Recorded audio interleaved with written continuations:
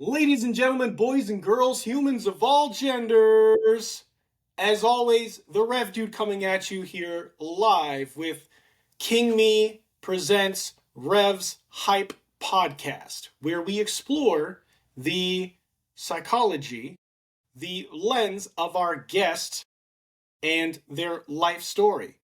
With me today, the Honorable, the bully of BioPro, the one and only Julius Drager. Good Hello, evening. Ironside. Thank you for being here today. Howdy, howdy. Thanks for having me. So, first of all, I have to just throw a quick shout out. I genuinely appreciate you being on here. Seeing your style, right? Seeing your style and the presentation you have, especially from someone like, let's say, Rich Palladino, right? When they announce you as the bully, when they announce you from being from the great state of New Hampshire,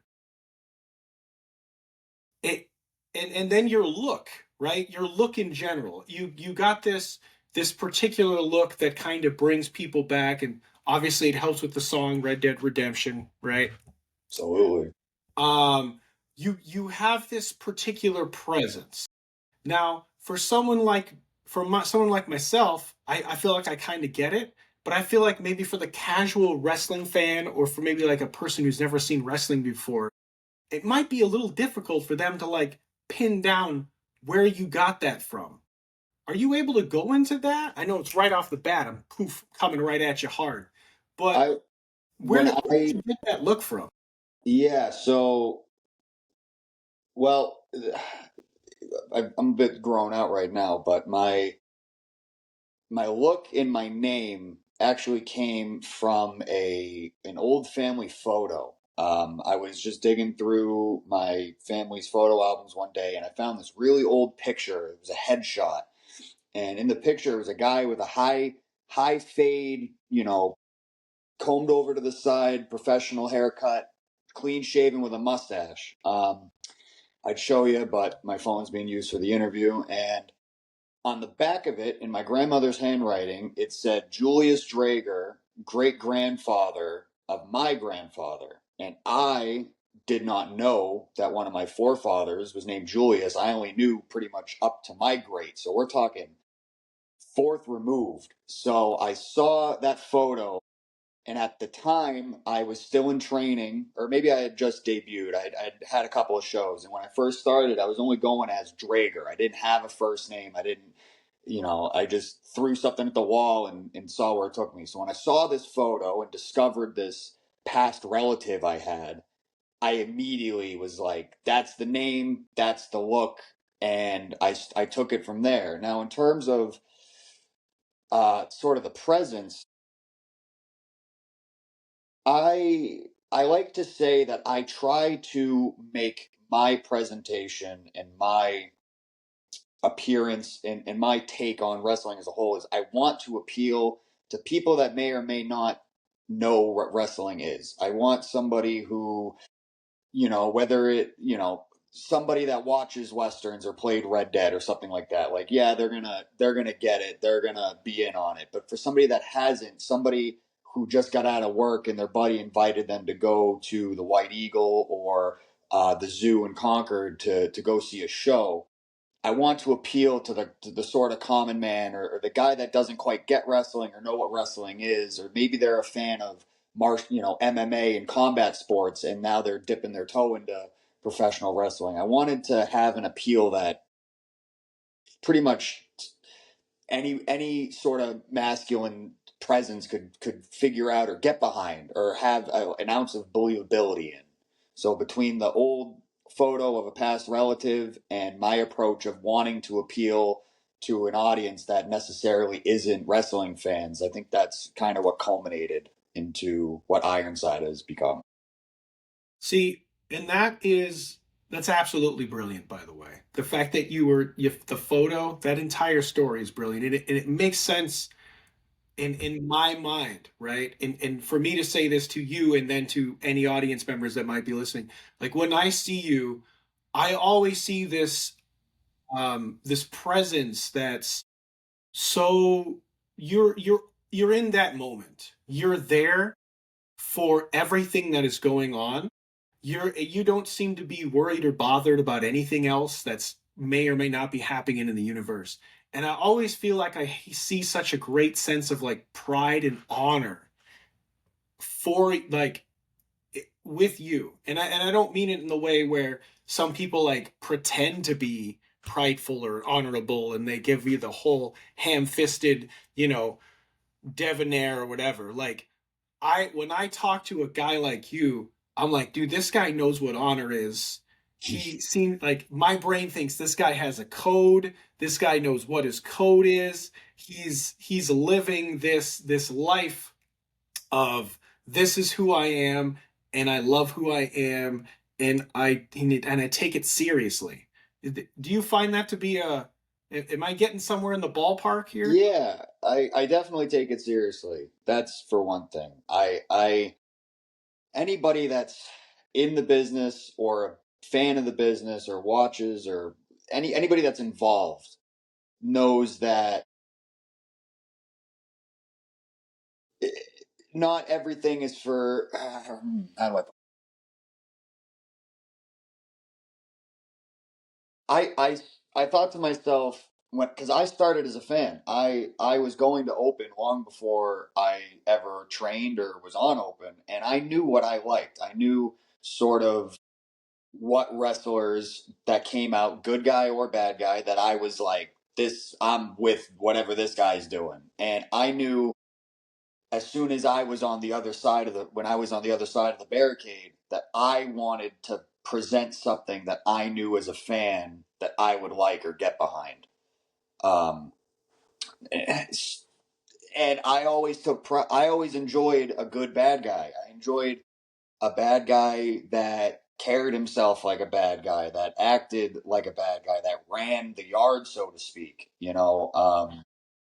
So I try to, and I know what I want to see. I know the people, the wrestlers that inspired me and got me into this, and the people that made me fans. And I wanted to present the same sort of tone and essence that I liked as a fan. And now that I'm doing it on the other side of the barricade, it's I mean, there's no better feeling than when I hit a chord with somebody like that, and you like I've never been asked a question quite like that. So just the fact that you picked that up, I love that. I love hearing. Yeah, no, I I not to get too ahead of myself, but I've been watching wrestling my whole damn life, and I know that in the grand scheme of things doesn't mean jack, right? Because there are some nerds out there that have been watching wrestling their whole life, and they wouldn't know a wristwatch from a wrist lock, as they Right. say, right? Oh yeah. But being the person that I am almost to a default over analytical. So when I watch something, whether it's professional wrestling, a movie, whatever it is, I don't just watch it on that surface level. I take things to an intrinsic value, right? I take things to this deeper depth to find a harder meaning.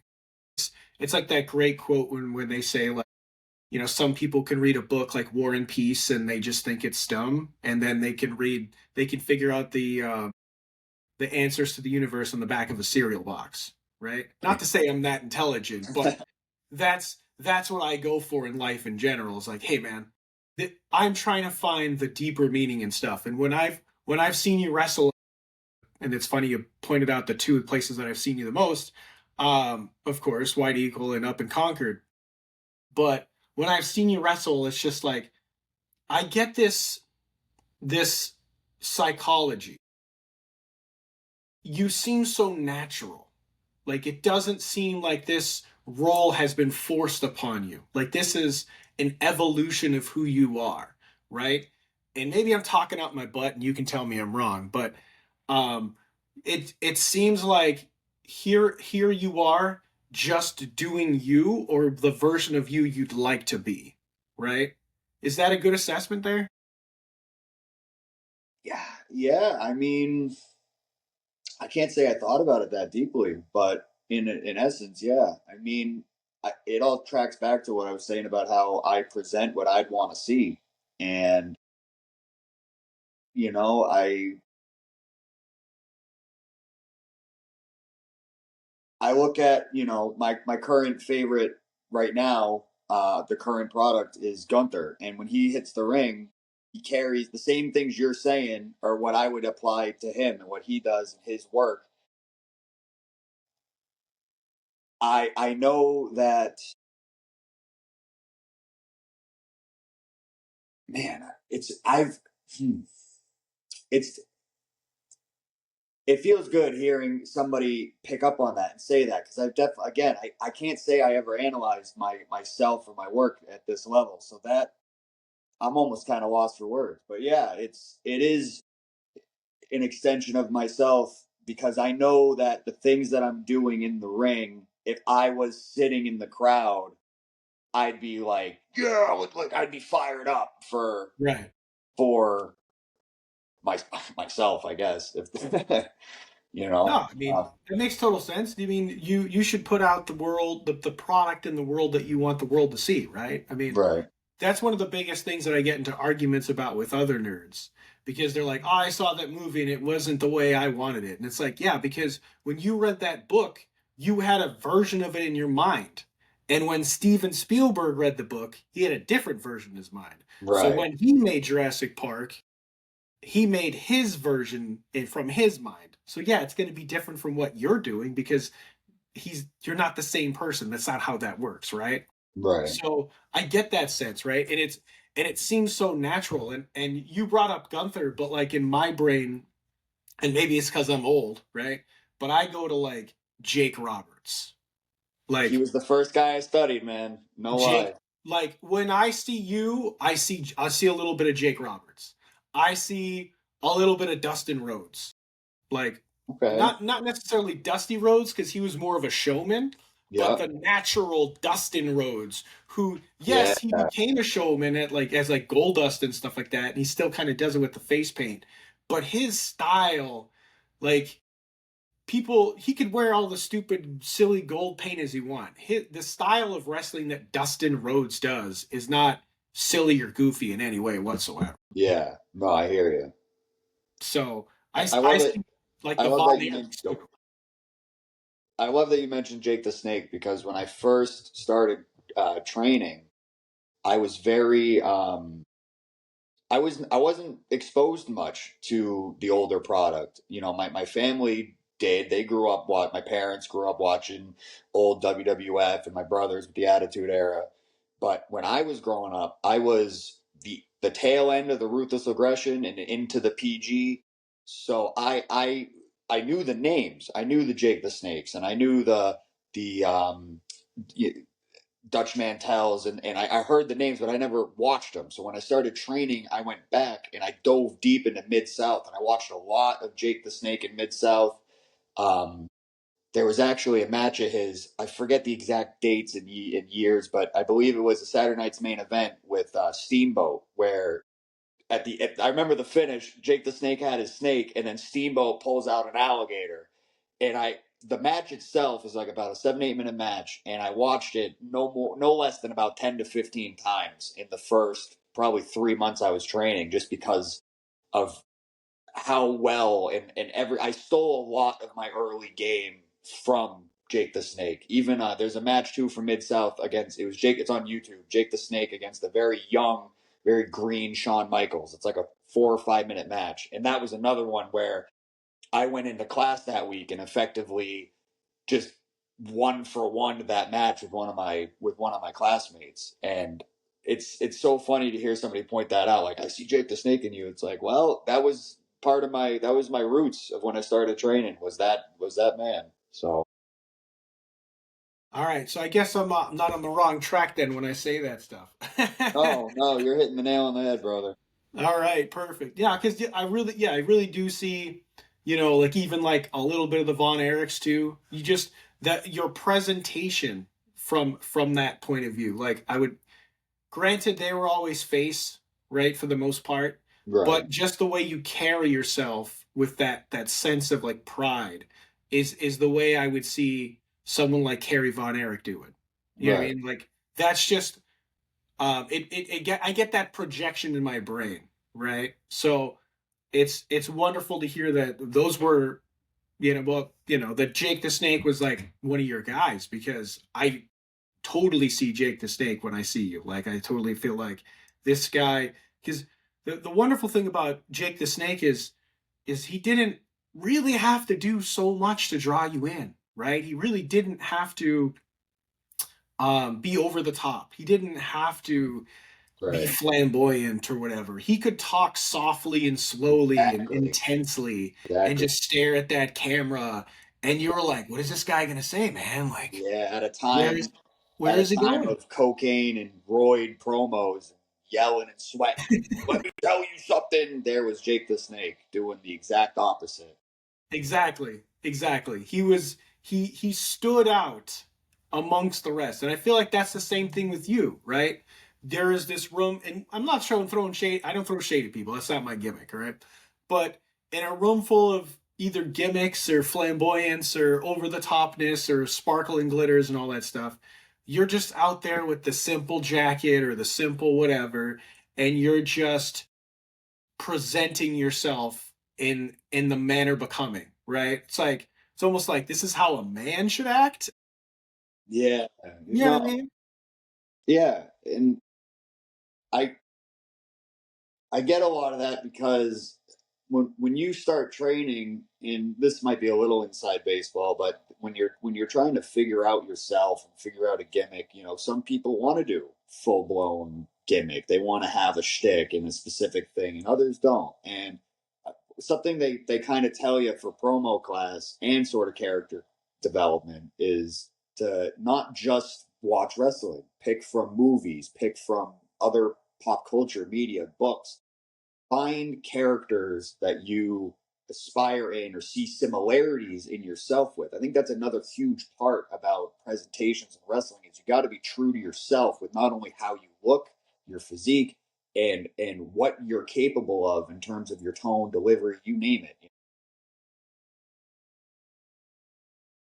I'm not a good example. Bobby Orlando, fantastic. Bobby's the best, but I could not do what Bobby does. It's not his Nope. character, his outfits, his over the topness. I love it. It cracks me up. But Right. I know that I couldn't do that. And if I tried to do that, it would feel forced. It would feel inauthentic. It wouldn't work. So when developing my character, I took a good look in the mirror and I thought, like, okay, what do I got going for me? I've got a nice scowl. I can do my mean face is better than my happy face. Okay, that works. What do I look like? Okay, I can grow facial hair. I can grow long hair. What characters in movies do I resemble? Okay, I look like Daniel Day-Lewis in There Will Be Blood. Let me go watch that movie and see what I can steal from that movie. Now, he's an Oscar, one of the greatest actors of all time, but I can watch that movie and find a specific monologue and steal a little facial expression or a little look or a way he delivers something.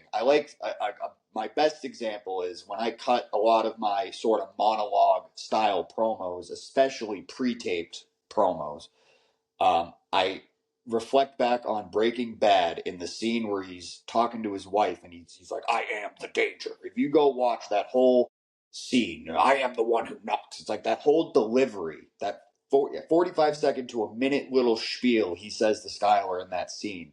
The look on his face, the bend in the eyebrows, the growl in his voice. It's like, I know that I can do that. I can have that face. I can have that tone. I can have that delivery, so let me try that. Let me do that. So when it was time to start promos, and even to this day when I do promos, half the time that's what I'm pulling from. How can I deliver this with that Jake the Snake, Walter White, Daniel Day Lewis in There Will Be Blood sort of attitude and expression? How can I lock into those things that I know that I can align with or reflect? Right. No, and it's put it when you put it into that perspective, it makes total sense that you would go to There Will Be Blood and the Daniel Day Lewis thing. Because you do have that same, rough again, like scowl. And for Right. anybody who has should see the movie, if you haven't seen the movie, go watch the goddamn movie. What are you waiting for? But you do have that look about you, that guy that looks like he's almost gonna snap, but he knows he's not supposed to yet. I guess is that it's not No, time. He'll I get like that. That's a good way to put it. right. It's like what, I could snap on you at any minute, and my face shows it to you. However, you haven't done enough to provoke it just yet. So Yeah. I'm gonna save it when I get in the ring. Then I'll show you where it's supposed to be. Right. Yeah. So now a good question for me here is like, are you originally from New Hampshire? Like live here your whole life? I am not. I am not. I grew up central Massachusetts, now Okay, reside in New Hampshire. got it. Because Um, when they all every time they're like from the great state of New Hampshire, and it's funny, especially when we're in Massachusetts when they say that or some other place, because they're almost like boo, New yeah. Hampshire sucks. You know what I mean? Yeah. So it's like like he got him. You got in there. You got in their mind before you even got down the runway. Like Yeah. you get into the, and even if it is New Hampshire, they're kind of like, oh well, Palladino does it best. You mentioned him earlier. oh, There's no one better than there is no one better. he's the Bruce Buffer of independent wrestling. And the fact Easily. that I've been gracious enough and lucky enough to be a part of one of his flagship promotions is just such a cool thing. I love Rich so much. He's such a He's sweetheart. He's the best.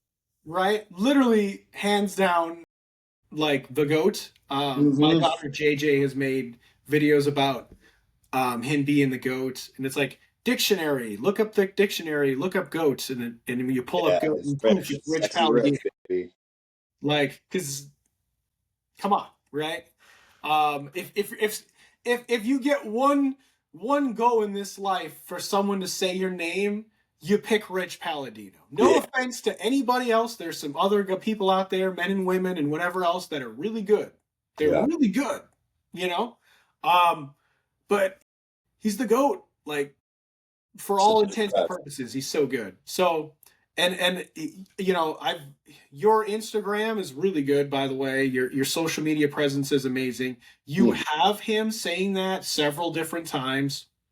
Um, it's funny you brought up the Bobby Orlando thing, because you had that, and that's how I knew, like, how you as a person had to have a little bit of a sense of humor, even if you don't show it in the ring ever, because you have that, like, I'm gonna kick this goat to the moon, right? Yeah. And I just was like, okay, there it is. Because you got to be able to poke fun at yourself a little bit somewhere in life, right? You got to be able to, like, Yeah. And I was like, these guys must have a great relationship if he's like talking about kicking his little goat friend to them. Yeah.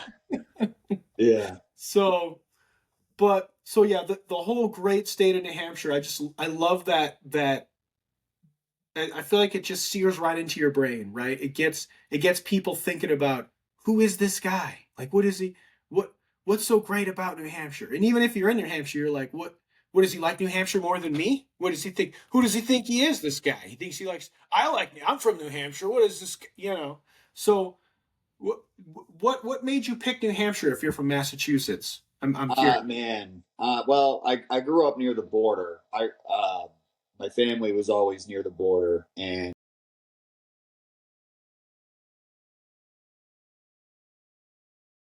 I always thought about moving up here, but the reality is, it's a rural state, and the further north you go, the more into the woods you are, and the farther away from everybody you are. So it just turned out in like 2022 or 23. When was it? Actually, I think it was 24. Man, I'm losing track of time. But my wife and I found a place that like was just enough out of the way to where we could still make everything work in with our jobs and wrestling and everything else without being so far off the beaten path that we're entirely hill folk. But I don't know, man. The motto here is live free or die, and I'm an old soul. You mentioned Red Dead. It's like if I could be running around in the Vanderlyn gang, I would. Uh, and I'm a Oh, hiker. I'm an I kind of feel outdoorsman. it. Yeah. I like to, hunting, fishing, all that kind of stuff. I'm all about that. And, where I live right now, if I walk out to the end of my driveway and look to my right, I got a glaring view of a big mountain. So it's like, I love it here. And I'm not old enough yet to want to be a snowbird. So I'll tough out the harsh winters and enjoy it. I like being outside. I like being in the woods. It's funny because wrestling's such a opposite of what, like, when I go and wrestle and I'm driving up and down interstates and I'm in Worcester or Providence, Concord not so much, but the more metropolitan regions and areas, and then I come home to my cabin in the woods and my little retreat. So I love it here. Yeah, no, I mean I'm from Lowell originally, Lowell, Massachusetts, so like a skip throw over the border from New Hampshire, but I certainly agree with the live free or die motto, especially being someone who I'm a veteran, I was in the army, and every once in a while I used to get that itch, especially in my like late 20s, early 30s, like I watched too much Rambo. And I was like, listen, just give me a really big knife and drop me off in the woods and come back in 10 days and see if I'm still alive. You keep naming all my favorite movies, man. Jurassic Park, Rambo, let's go. I grew up. My dad was a huge Rambo dork. I grew up on all of it. Yeah, and there's a almost like a large misconception, and I feel like even I missed it at a younger age, but I understood it more once I became a veteran, right? Because a lot of people, when they think of Rambo, they just think of like a guy like shooting people down, but they don't remember that like First Blood was literally just a man fighting for his life, right? Right. He was just a homeless guy walking through town, and for some reason the sheriff had to be a jerk about everything, Yeah. and he picked a fight with the wrong guy, Yeah. Yeah. It wasn't and just a commando movie. It had a, right. a much deeper undertone. Right. It was a much more psychological film than anything else. And um it's actually something that I've used to kind of bridge a gap between movies and wrestling in general, right? Because in my mind, a lot of people would go and see, you know, some silly movie and they're like, oh well, blah blah blah blah, and they only understand the surface level. But like something like Rambo, the next ones were like that, right? The next ones, like he goes to Yeah. Two and three. Afghanistan, right, and he has to shoot 1,000 people to get through, and it's a bit much. But that first one, it's literally a man struggling with his identity, Yeah. and he says it so eloquently, and I didn't it didn't resonate with me as much until I got out of the military, especially because at one point he says, I was in the military and I was driving $1 million tanks and now I can't get a job washing at a car wash. And it almost gutted me, man, because I remember like getting out of the military and almost having like zero transferable skills and just being like, and at the time my aunt was dating this real jerk of a guy and I was 25. And at that point I had driven for years, right? And I had you when you're in the military, you got to drive on base. So I have driven like however much a military Humvee costs, $200,000, Yeah. Yeah. Yeah. right? And this guy wouldn't let me drive like a $1,500 scooter that he had, like a little electric scooter. And he's like, "You don't seem old enough or responsible." And Oh like man, you don't even know. Yeah. Yeah. I I mean, not to say that responsibility comes with the time, right? So I actually had a kid at 16 years old. So my son's 23 right now, right? So granted, I was irresponsible to make that child. But by the time my son was 9, I was a lot more responsible. So the Yeah. fact that I could be in charge of a whole life and I did all this army stuff and you're saying I can't ride a scooter? Like, I know that sort of feeling all too well, my friend. Yeah. Yeah. Who are you to say, right? what is this a weird? Did I wake up in a different universe or something? Yeah, Like, yeah, yeah.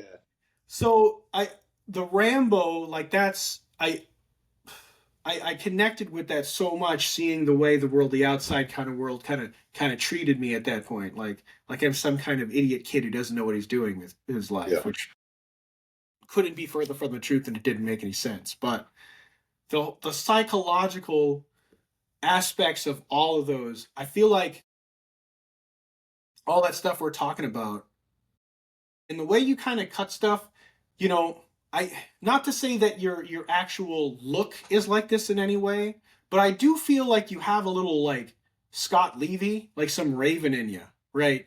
Because I don't know if you're too familiar with ECW Flock and all that stuff, or I know he did WCW as well, Flock, but like just the way that you can talk to the crowd and you can get right into their world, right? Like I said with the great state of New Hampshire, like people are like, oh well, screw. You're already in there. You're already nestled in their brain, and they don't even know it. So then Yeah, when you get on the microphone and you start talking, it's like you're in their side, their head, kicking it around. Does that make sense? yeah, yeah. I can see that.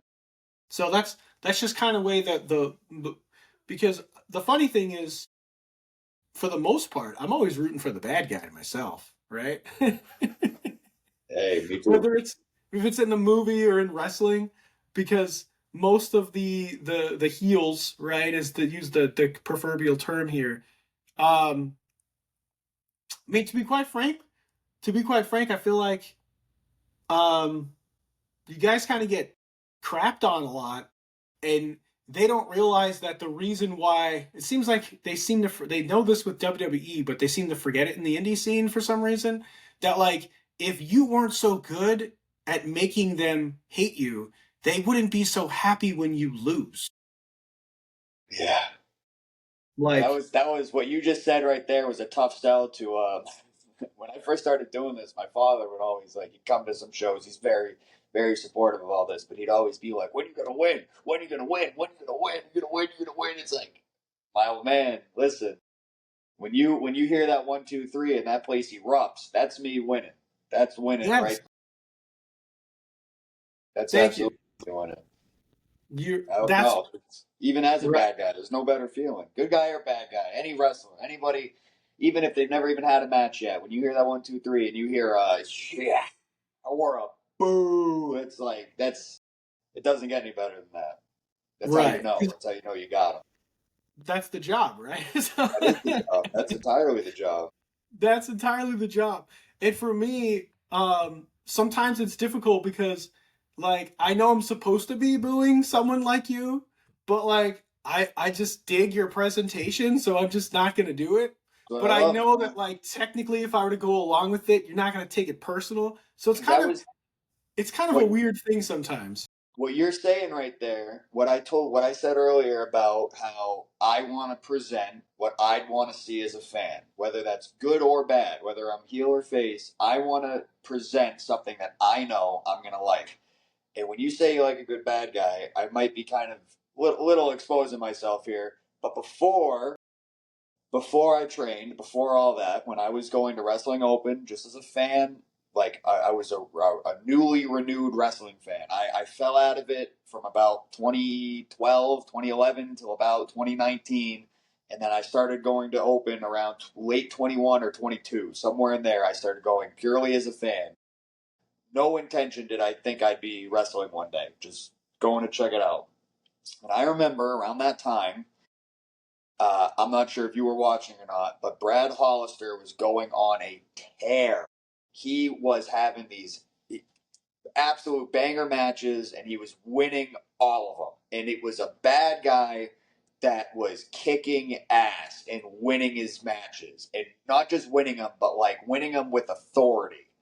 Right. And at that time, he was so. This was pre Open Championship. This was pre Big Business, and me and my little group of friends being, big fans of the product, big fans of his, we were there going crazy for him when the whole room was rooting against him. And when he would win, the whole room would then turn to us. Like, as soon as he went behind that curtain, the whole room and open, or at least the 20 people around us, they'd be looking at us and flipping us off and cussing us out and saying bad things, and we didn't care. We're like, I don't. Yeah, we like the good guys. We like all that, but like, I don't care who you at that time. I don't care who you put in the ring with that guy. He was just bigger, badder, cooler. He was a cool bad guy. You hear that a lot in wrestling with Stone Cold and plenty of others, but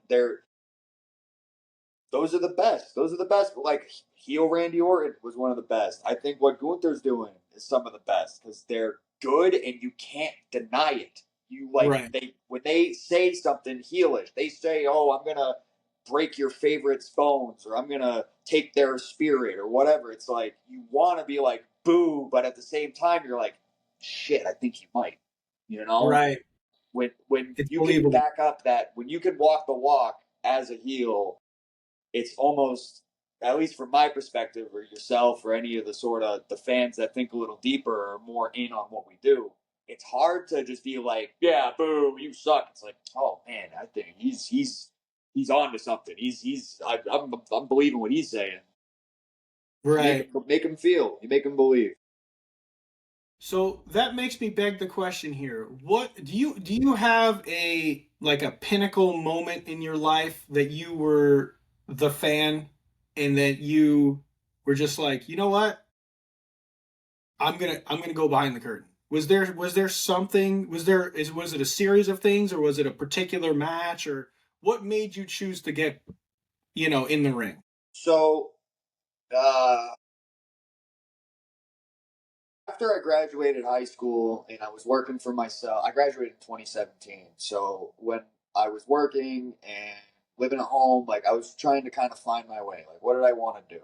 And I remember I think it was either during the pandemic or just before the pandemic. I remember I took a trip out to the New England Pro Wrestling Academy in Andover, and I just shadowed for a night. I just hung out and I watched a class, and it was like, me seeing if I wanted to sign up and do it. And I did. I really, like, at that time, I was like, man, I want to do this. But what stopped me was Andover was, like an hour and a half from me one way. And at that time, with what I was doing for work, the vehicle, it just it wasn't in the stars then. So what ended up happening was uh, a relative of mine introduced me to Wrestling Open, and that was my real, true exposure to independent wrestling. I had not been to a VFW, I had not been to an independent show until Wrestling Open. And I remember the first night I went, the main event that night was Mortar and Bobby Orlando in a tables match. Um, that was the first ever open I went to, and from that point on, I had started going pretty regularly, pretty freak. And then I got my friend into it. One of my lifelong friends, best man at my wedding, like one of my absolute best friends. So him and I were both big fans of the product. And then what ended up happening was we used to work together, and he was stale in his life, and I was kind of stale, just meandering, like didn't really have any hobbies, didn't have. I was just kind of working and going home and working and going home, and I didn't have a whole lot of a purpose. So what he did to answer that problem was he joined the military. He went into the army. He went in to be a mechanic for the military and all that. And when I kind of saw him make that jump to sign the contract and go to boot camp and go do his 4 years, that kind of made me think like, man, I gotta do something. He went and did he's in this, me and him worked together. We were in the exact same position, the exact same spot, and we were both kind of tired of it. So he went and did what he had to do to make a change. So I thought the same. And just at that time was also when the Beyond Institute of Pro Wrestling opened. The school opened in January, and I think that was when he left. I think he left to go to the military in January. So that following, it took me some time, and I'll get into this in a moment. But that March, I had a pretty transformative experience, and then I came back from that, and I said I'm signing up for a gym. I got a gym membership, and then that week after, I had a week at the gym, and then I said, and I'm signing up for wrestling. It's right there in Worcester at the time. I was living 20 minutes away, and I showed up in March, And right away, it was like, it was fascinating. It was so fascinating. And I told myself, and I don't mean this as any disrespect to open or the product or even independent wrestling as a whole, because you got to remember at this time I did not know anything about indie wrestling or any of that. But I told myself, I before I even signed up as a fan at Open, I remember looking around the room, looking at the ring, and seeing some bad matches and things, and I said to myself, I could do that. And I knew in the grand scale, it's professional wrestling. They're big shows. We love this, but at the end of the day, it's a small room with about 200 to 300 people on any given Thursday. I can get into that specific ring. I knew for a fact, it's like some way, somehow, I know that I can get into this building and in that ring, and I'm going to make that happen. So I joined the school, and within, I think it was, I started in March, and it was that next January was when I debuted. So long story short, my buddy joined the military, gave me the confidence to make a change for myself. And then I can tell you this in a moment, but big moment in my life that was like, that's it, did a 180, time to go. Joined the school and made it happen. Yeah, so that's certainly a catalyst, right? And you said Definitely. you, now I'm quite, how old are you? 27. 27. Okay. Because you said 2017, and I was like, Jesus, I'm a dinosaur at this point. I feel like a dinosaur. I'm not.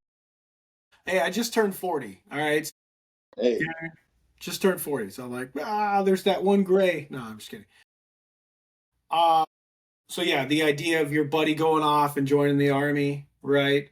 I could see why that's kind of like a catalyst, right? And then did you want to go into that? You keep saying like there was absolutely. So March. my one of my best friends in life is my older brother, and Right. it drives my wife crazy. But my older brother, he don't plan things. He doesn't prepare for things. Things just happen, and it's like, oh, I'm doing this. You coming, or vice versa. So one week, it was in. It was actually St. Patty's Day. St. Patty's Day, 2013. This is it's or St. Patty's weekend, 2013. He texts me Thursday night.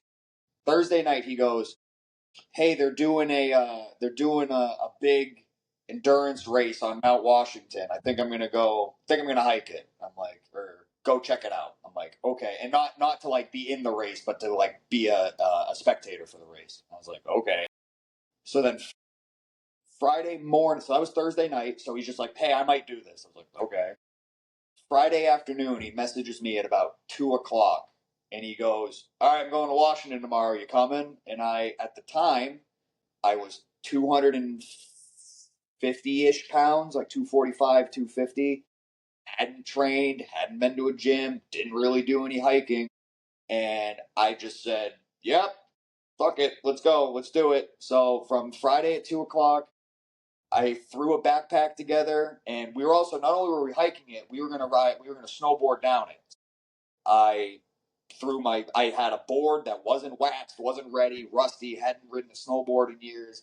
I packed a bag, threw the snowboard on it, and by 3 a.m. I'm waking up and getting in the car, and we're driving up. We're going to Mount Washington. So we get there, probably like 6, 7 a.m. We start hiking. We get up there by noon, or not, maybe a little earlier. We watch this race, and then I rode my board down the mountain. And by the time I got back to the car that day, I was like, it was daunting. It's a big mountain, weather, it's dangerous, people have died. Like, I had this big, like, it was this huge moment in my life where I was like, I just got up and did something. And not only I did something like, for me, that I would consider kind of spectacular. So when I got back to the bottom, I had an entirely different mindset of what I was capable of than when I did before I did that. So I mentioned earlier when my buddy went off to join the military, I was stale, just working and slaving away, not doing nothing, going home, rotting on the couch, doom scrolling, gaming, whatever, just work, lazy, work, be lazy, work, be lazy. That was my cycle. That was my routine. I ate bad. I did all that. So then after that day, I came home and I went in my pantry. I started throwing out all the junk food. I got my wife on board, and she was all about throwing out the junk food. So we completely changed the way we ate. We switched to whole foods and just organic foods and such. I got the gym membership, and then I joined wrestling. And when I joined wrestling, it was like balls to the wall, man. Like I was full bore, all gas, no brakes. And if it hadn't been for those two people, my close friend going to the military and my brother just being like, "Yeah, fuck it, I'm gonna go do this thing. You coming?" It's like, sure. Then that so drastically changed my whole entire trajectory. Really, I mean, Right. it's been such a massive impact. So that yeah, and I'm short selling it because it was a struggle. It was a tough journey that day, but it was an experience I'll never forget, and I'm so glad I did it. My wife was like, "You can't do that. You're going to Washington in the winter. You don't even have the right gear. You're not prepared." I'm like, "Fuck it, Right. I'm doing it. Send it, whatever." And so glad I did. See, man, my kids are not going to like when I say this right now because I always try to explain. I've, like I said, I've been a father for 23 years, almost 24 years, Kudos. right? So I've been a father on this earth longer than I was not a father, right? 24 on, 16 off, whatever you want to say.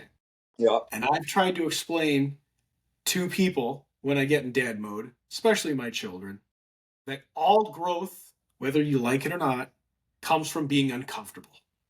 Oh yeah. It, Absolutely. it comes from taking yourself outside of the box, that that little package of safety, whatever you've bubble wrapped yourself in, right? The proverbial bubble wrap, and going out there and doing something that probably in theory and probably in all practicality is probably some dumb shit, right? Yeah. Probably Yeah. wasn't the smartest thing to do. Wasn't the If you sat down and you actually thought about it long enough, you probably would have talked yourself out of it, right? But that's where the growth occurs. So every once in a while you have to give yourself that leverage or that whole, ability to get a little wild, to get a little crazy. Not to like burn the goddamn house down, but Right. just to be like, hey, you know what? This is an experience that I would like to have. And it's wonderful that you went out there and did it because, like you said, it changed the entire trajectory of your life. Like you could still be like, instead of us talking about wrestling like now, I'd be just probably finding you on Fortnite talking about yada Yeah. yada Well, nonsense, maybe right? not Like, Fortnite, but yeah. Yeah. No, you're not wrong. you know, we'd be doing our what RDR2 online where you can like Yeah. shoot bandits. I love that game, by the way. I completely love that game. Oh, it's a masterpiece. So it's an amazing video game. A couple of years ago, I actually got into a car accident and I broke my leg, and it I didn't know what to do. I'm normally like the up and go and doing stuff and all that stuff, and I'm like, yeah, I really am not supposed to be driving. I don't know what to. I'm not supposed to be going anywhere. Not supposed to do anything. What do I do? So I actually bought an Xbox. I didn't even have an Xbox. I had stopped giving. I gave up video gaming so long ago. I had to buy a new Xbox. And the first game, I was like, yeah, Red Dead Redemption. I've always wanted to try this game, Let's go. dude. Like 6 hours a night. I was like up to 2 o'clock every morning, just like You made it through the crashing. snow section. That's all it takes. Just make it through the snow, and you're not going Right, to be able to put the game down. You will not be able to put right. it down if you can tough out that first, 2 Tough hours, out that whatever winter. it is. Right. Um, and I actually like it took me like into a whole thing where it took me like a couple of like I stopped before like the end of the game because I didn't want to end the game. I really loved the whole Yeah, setup. So I got to a point where I cheated and knew what the answers were going to be at the end of the game, the yeah, spoilers and stuff, yeah. because I didn't want to stop being Arthur and I didn't want to leave his world behind. So So there was you'll love probably this. a You'll whole month where I was Arthur when I was supposed to be converting over, and I was like, you'll nah, I'm love not ready for this. it. When I started, and if you even on my Instagram, you can probably there's probably still some photos I have up. when I first started, before I was going by Julius, when I was just Drager, I had a period of time where I had long hair. And not only did I have long hair, I had like a Hogan mustache because Micah was my original. Nobody at the time when I thought bad guy, it was like there was nobody that I hated more as a bad guy than Micah Bell. So that original I mentioned earlier, Daniel Day Lewis and Walter White, Right. that came later. But the original foundation of like how am I going to be the biggest piece of shit I can be in the ring is I got his hair, I got the I look more like Dutch because I got the dark hair and all that, but I Right. was trying to act more like Micah. I was trying to carry myself more like how Micah would because I knew he's just the most slimy dirtbag Yeah. character. That And rat bastard.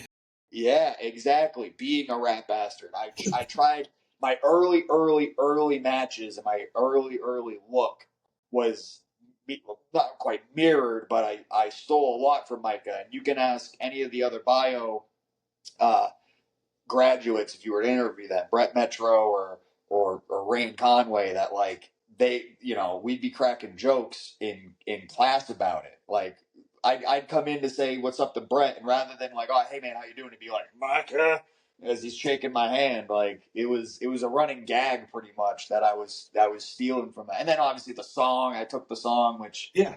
I narrowed that down. I Great had a song. few in contention that I was picking from, and when I settled on that, very quickly it was like I had fans coming up to me, and I still do. Fans are like, "That's the Red Dead song. That's awesome." And Ref Gina from Wrestling Open, before I even met her, knew she was. That popped her big. She came back. It's like, is that the Red Dead song? I'm like, yeah, man, it's the final boss. That's when you're at the top of the mountain, you're killing Micah. And she's like, that's so fucking awesome. Right. Yeah, so Right. that game had a huge another pop culture influence and thing that just had a huge impact on me as a person, but also a lot of things I took from that. I try to take aspects of Arthur and Dutch and Micah for my character and myself. You played the game, it's pretty heavy on philosophical tones and whatnot. So Right. that was a Right. massive. I mean, even like my gear.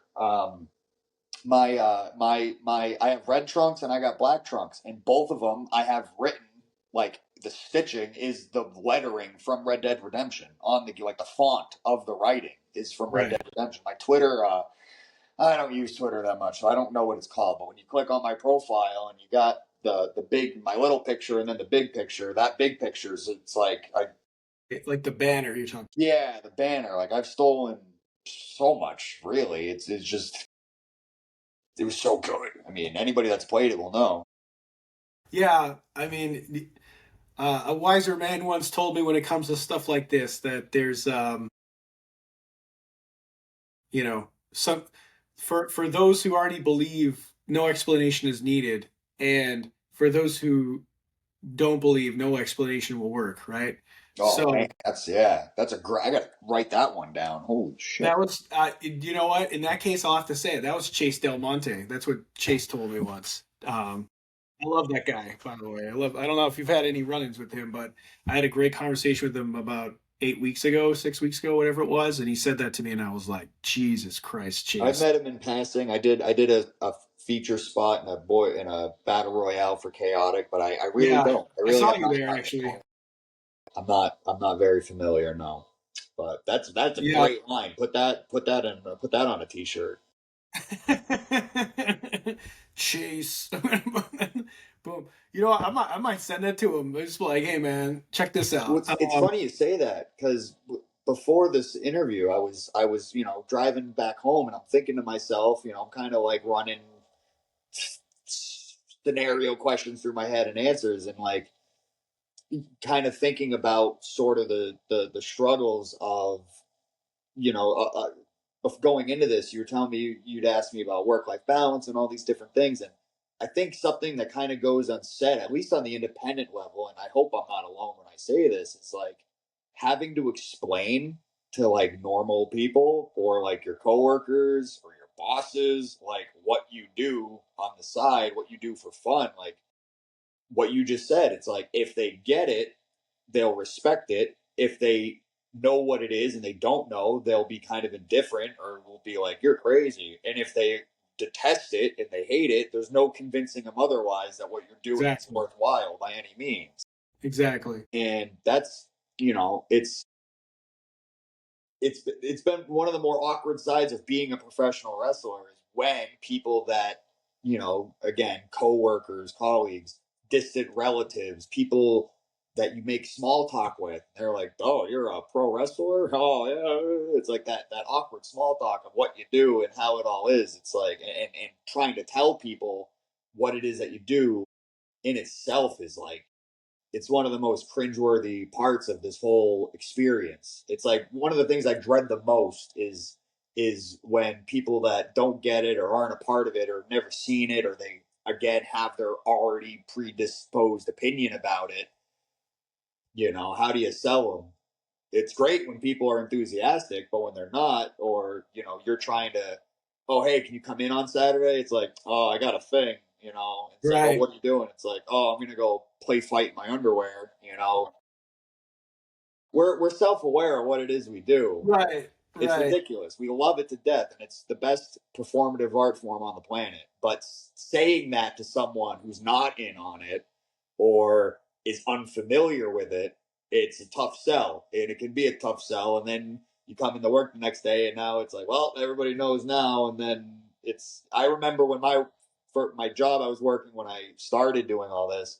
I was training for a year, and I was on shows for probably 6 to 8 months, maybe even a year before anyone I worked with even knew that I was doing this stuff. So then as soon as it came out that like, oh, I'm a pro wrestler, it's like half the people are like, yo, man, I want to see it. Where can I go? And I tell them. And then the other half are poking and prodding and asking stupid questions. And then the other half are just, saying slurs. Like, Right. there's no There's middle ground. there's no middle ground. They're either No. like you're an idiot or they're like, bro, let me check this What out.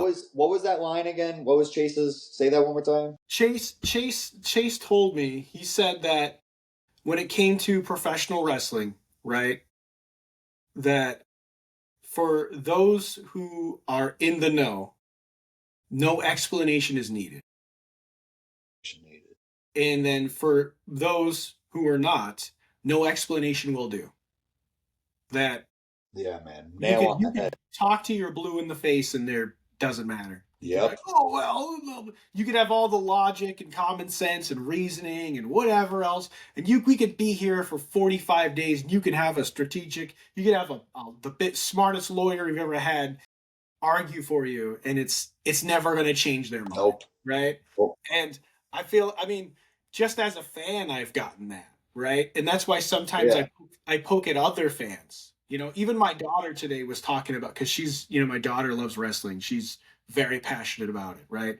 And she was telling me how like a kid at school was saying some stuff, and I was just like, yeah, those are the kind of so like like I have a couple of friends that, like, let's say Seth Rollins will do something on TV and he'll be like, I always hated that guy. Oh, he's such a bad person, blah blah blah blah. It's like, bro, it's like part of the show, right? Like you can take Yeah. it you're gonna like throw away your Seth Rollins t-shirt because he kicked Randy Orton in the head. Like take it down a notch, man. You're making the rest of us look bad. Like there's loving the product and then there's like embarrassing everywhere. And you're Yeah. embarrassing the rest of us, bro. Like, I calm love down a little bit. I Like, love when the timing works out in certain scenarios because I remember when it was kind of new that I was a wrestler at my last job. Uh, someone that I don't particularly care for much came up and was like, "Yeah, isn't that stuff all fake and fake? Blah, blah, blah, it's all fake, right?" And then at the time, obviously people don't see me shirtless at work, but I had just had a match that weekend. I think it was with Kyle King, and Kyle King brings it, man. yeah, His he brings chops it to this day. all to the wall. He chops harder. His chops have more sting in them than anyone else I've ever wrestled. And I remember I had a match with him, and he chopped the shit out of me. And then the next day, I go into work and somebody's telling me it's fake, and I just lifted up my shirt and my whole chest was hamburger meat. And I'm like, yeah, is it fake? Does this look fake to you? And it was like, to me, to finally have that one dignifying, like, seeing their face, their expression drop, like, holy shit, like, look at that. It's like, yeah, man, don't come trying to put me down because you don't get it. Because, Right, you right. know, And at the end of the day, and I can't remember who told me this one, and it was recently, we all started out as wrestling fan nerds. You know what I mean? yeah, So or like, kid, yeah. For me, I you was a know, kid watching it, and then I became right. a nerd. So when did you start? What was your original viewpoint? Because I know you said you stepped off between 11 and 19 ish. So I Yeah, okay. So my first exposure to it was the SmackDown versus Raw PlayStation game, the first one, the one that had Vince on the cover. Just playing it at a buddy's house, and he had the game, but he also had the figurines. So like the the action figures at that time. Jack's Pacific. What? I want to say Jack's Pacific was the Oh people yeah, yeah, yeah. manufacturing Yep. action Those. figures at that time. Yeah, the red mask Rey Mysterio of that era. Okay, yeah, Everyone I knew had even I had it. The red mask, red gear, Rey Mysterio, and a lot of the figures I had at that time. Because once I got into the games and stuff, my parents picked up on it, so they bought me some figures. I had a lot of the. I'm not a figure guy by any means. I really don't know anything, but I remember the ones that I played with as a kid. They had the on the thigh, like Cena, Undertaker, Edge. They had the best of '07 stamp on their thigh, so it was all like that sort of era. And then, man, I can't remember specifically when I started watching, but I know it was like peak Jeff Hardy because I remember as a kid that was like my guy. Like the Hardy and Edge feuds, the Hardy and CM Punk feud, which was in 2009. So like somewhere around like probably mid 2008. I think it might have been right after Mania 24 because I know I wasn't watching actively when Mania 24 happened. So somewhere between 24 and 25 is when I started watching the product. And then I was so gung ho into it. At that point, I was probably like fourth, fifth grade, maybe third, even somewhere around there. My parents had brought me to a show, my first live show. It was in Worcester, 2009. It was back when Raw was doing the like celebrity guest okay, hosts. So it was that okay. night. It was Ozzy, and this was like Oh my peak god. Oh peak my glow god. stick DX. Yeah, It was a great time. So yeah. that even bolstered it more. But yeah, around 2012, I want to say, when was 27? Mania 27. I think that was 2012 is when I stopped. And it was Right. because, like, Jeff Hardy, one of my favorites, he was gone. The Nexus came up, and, like, the new generation was starting to come in. Alberto Del Rio was champ. And going into that era of, like, CM Punk with the mutton chops and Ryback and later the Shield, like it tuned me out. And not only did the product tune me out, but I was also at a time in my life I was going into middle school and like liking wrestling wasn't like cool anymore, you know. Yeah, yeah, yeah. And it wasn't until I remember WrestleMania 34. I didn't watch it, but the night after, the Raw after 34 in New Orleans, Jeff Hardy came back and it came across my timeline, came across my feed, big return on Monday Night Raw. Jeff Hardy's back. So I watched the clip and then I started following the pages. And then I remember right before Mania 35, my parents, when I was younger, they would never buy the pay per views. They just, like, I'd watch the weekly shows, but I never once got to watch a pay per view on any of them. So as an adult now, and I've got my own money and whatever, I was like, yeah, mom and dad, I'm going to buy the network. So I bought the network and I watched Mania 35.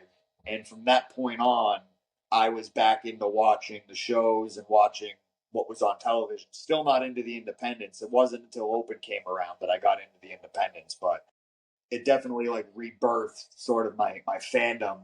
And now going back into it as an adult and having a different aspect of wrestling. As a kid, I believed it all. Like I thought CM Punk was the worst, and heel Orton punt kicking people's heads off. Like I hated it. Edge Right, too. I right. hated Edge, and maybe even like I'd say my first little taste of like being a smart smart mark or like a fan on the product was when Edge retired and he comes out and he cuts the promo saying he's done.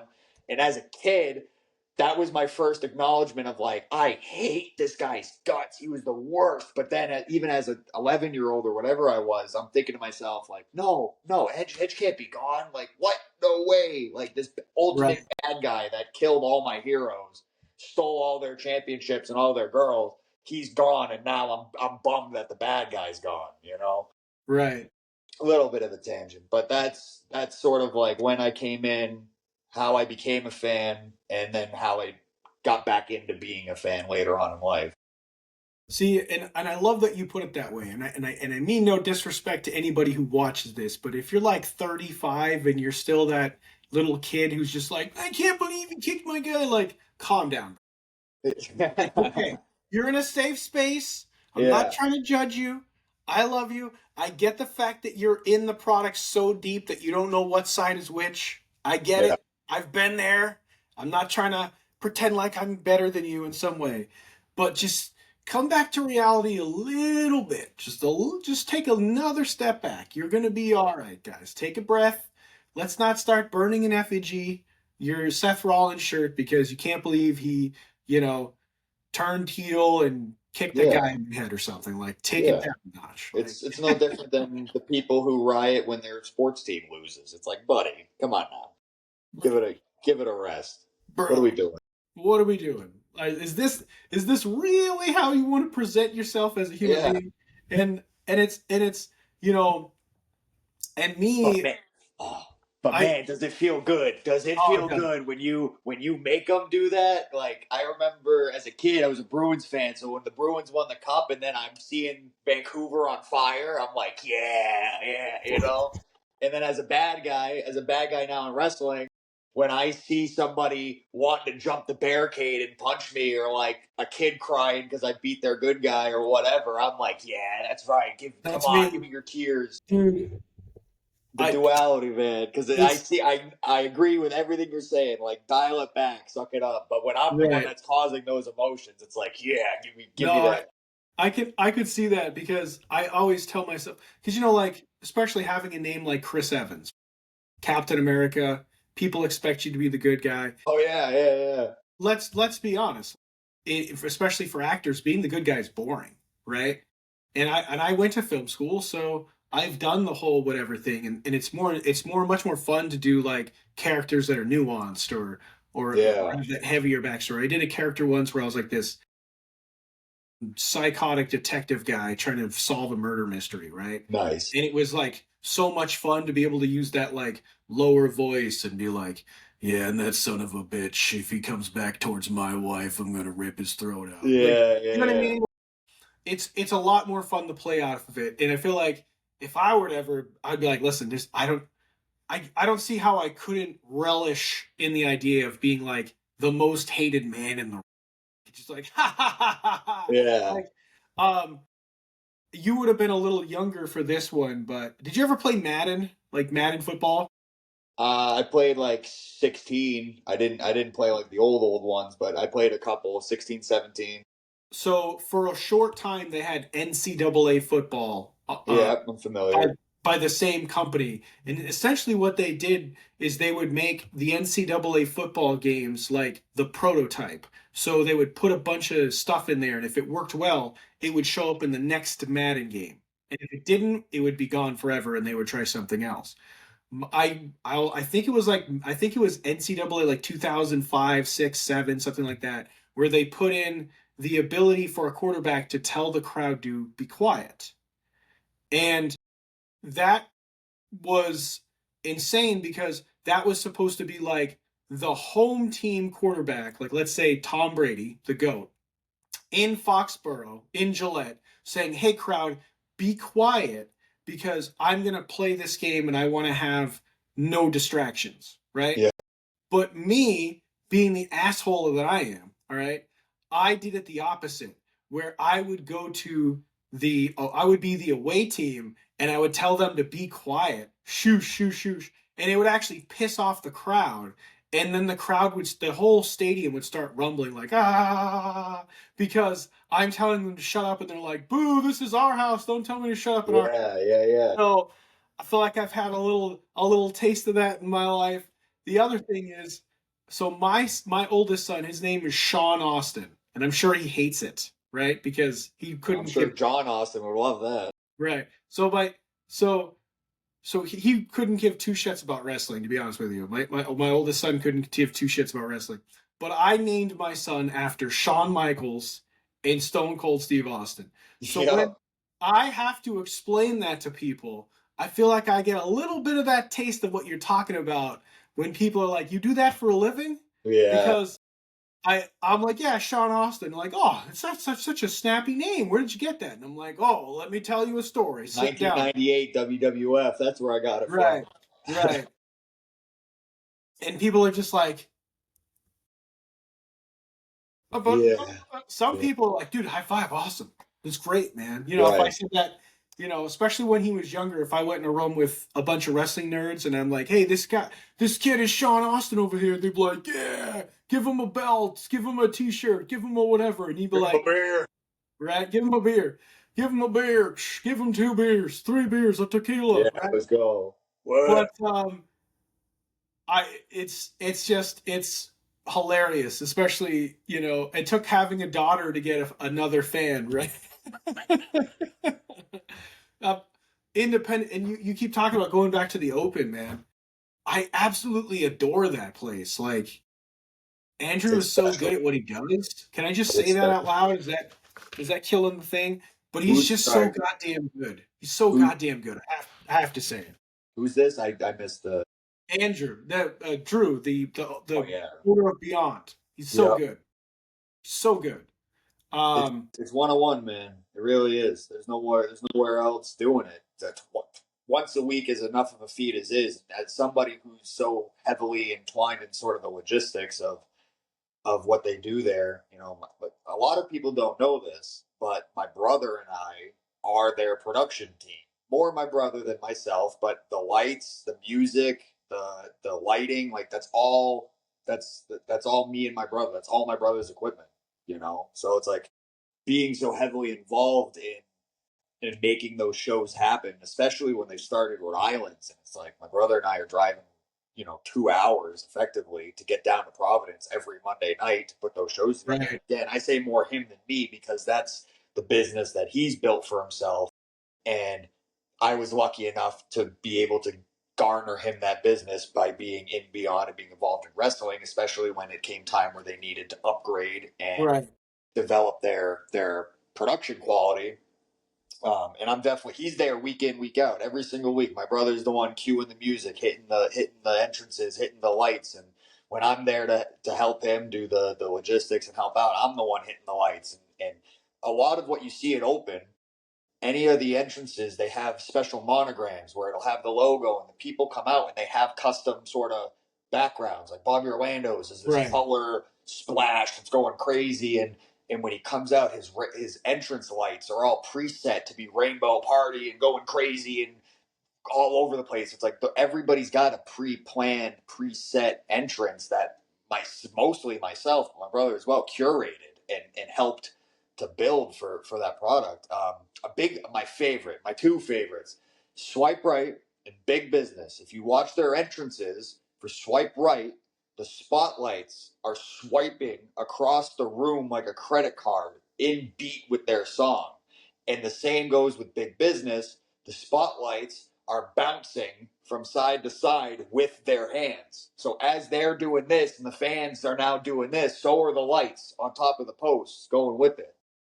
And those are like, maybe that was something you never realized. I don't know, but those are things that my brother and I have helped curate for those shows. And seeing what Drew has done with the product from 2021 ish when it started. I didn't know what Beyond was until I started going to Open. I wasn't there for Uncharted Territory. I wasn't there for the original first run Electric Haze and stuff before that. So seeing what Beyond was and what it's become, and seeing what Wrestling Open has become, to being like a staple of Worcester sort of culture, like thousands and thousands of people have come to see those shows and spread the word and come around. When we did the Palladium and all these big events and some of the big marquee moments that Opens had, the steel cage warfares and the title changes and all these things.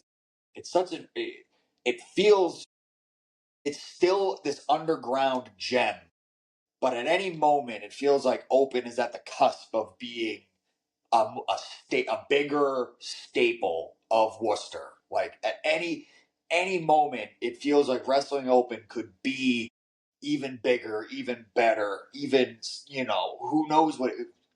Who knows? Maybe one day Wrestling Open's doing a show, at the DCU Center or at the Hanover or somewhere bigger because we've Right. grown this big fan base and these connections and these roots in the Worcester region.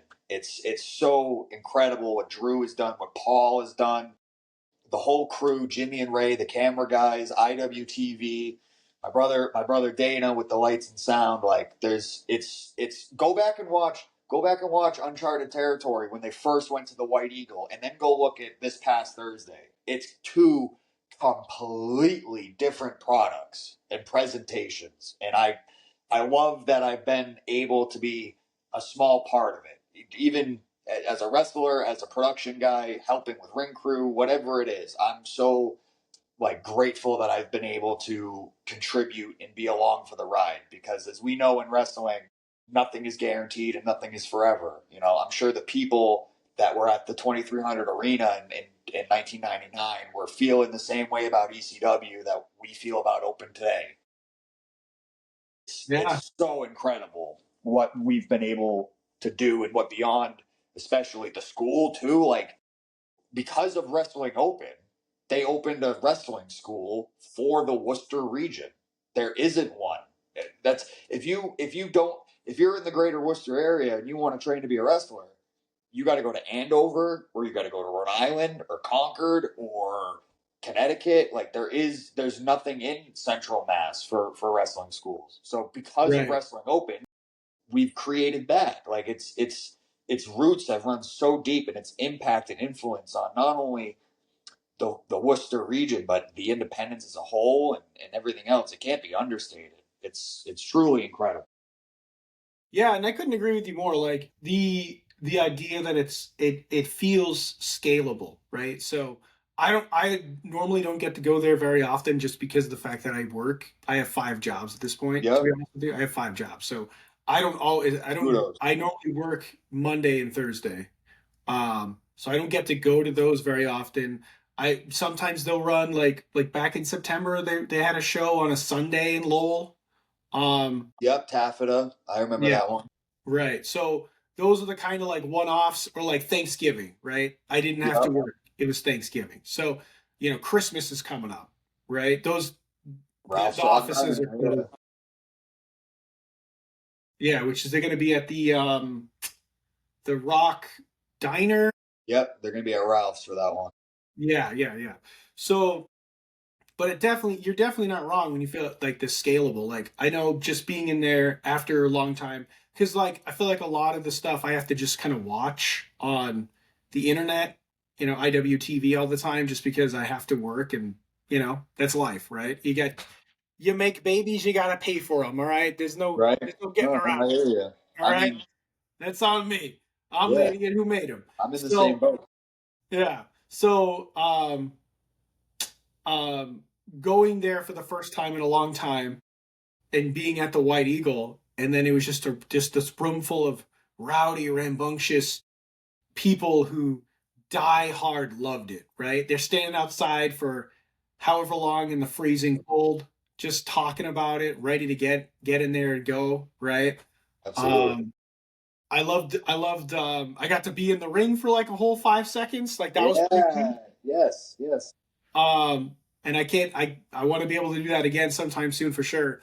But being able to just jump out of the ring and then the rest of the show watch it from the sidelines, and I do my recording, and I'm like seeing all these people going by, and they're so die hard for the product. And I feel like guys like you didn't even know you're the guy behind the scenes doing the thing, but you could feel the passion in that room, and it really does come from Drew. Um, Drew had this great little speech that he said before the what was it? Hit the mat or something in Lowell, the taffeta one that they had. Yep. Yeah. The Hit the bound for the floor, floor. bound Bound for for the floor. Yes. So Yeah. he had this whole little speech about like how like this is he was like, I'm not trying to throw shade at other people, I'm not trying to throw shade at other stuff that we do here at Beyond Wrestling, Wrestling Home, etc. But this wrestling that I made, this is something that I love. I love the technical wrestling, and I put this together specially for me, but I hope you love it as well. And to like really see, when he was talking, the genuine love in his face for what was going to occur that day, I was just like, how can you hate this guy, right? That was a fun show too. Perfect, a little black box studio, Right, low ceiling, low ring for a mat wrestling, more technical clinic kind of show. Like that was a right. fun. I know exactly what you're talking about. That was a great time. It was great. It was great, and yeah, I know. Obviously, someone like Jeff Hardy wouldn't have been able to do too much in a little place like Yeah, that, or AJ Styles or yeah. whoever. But that kind of mat technical wrestling went over really well, and we did get a little bit of a fun, I would say, with like AG and Channing Thomas with their tag match. Dude, It those kind guys of are so good, so damn good. so AG, good. I love you, bro. They're so damn good, and they did their thing, and so it kind of broke up the monotony almost of like the because it was almost like you were in this intense story with Right, with with the that thing tournament. with the tournament, exactly. But So it's like those, you're in this intense story, and it's kind of like, hold on, wait a second, other wrestling real quick.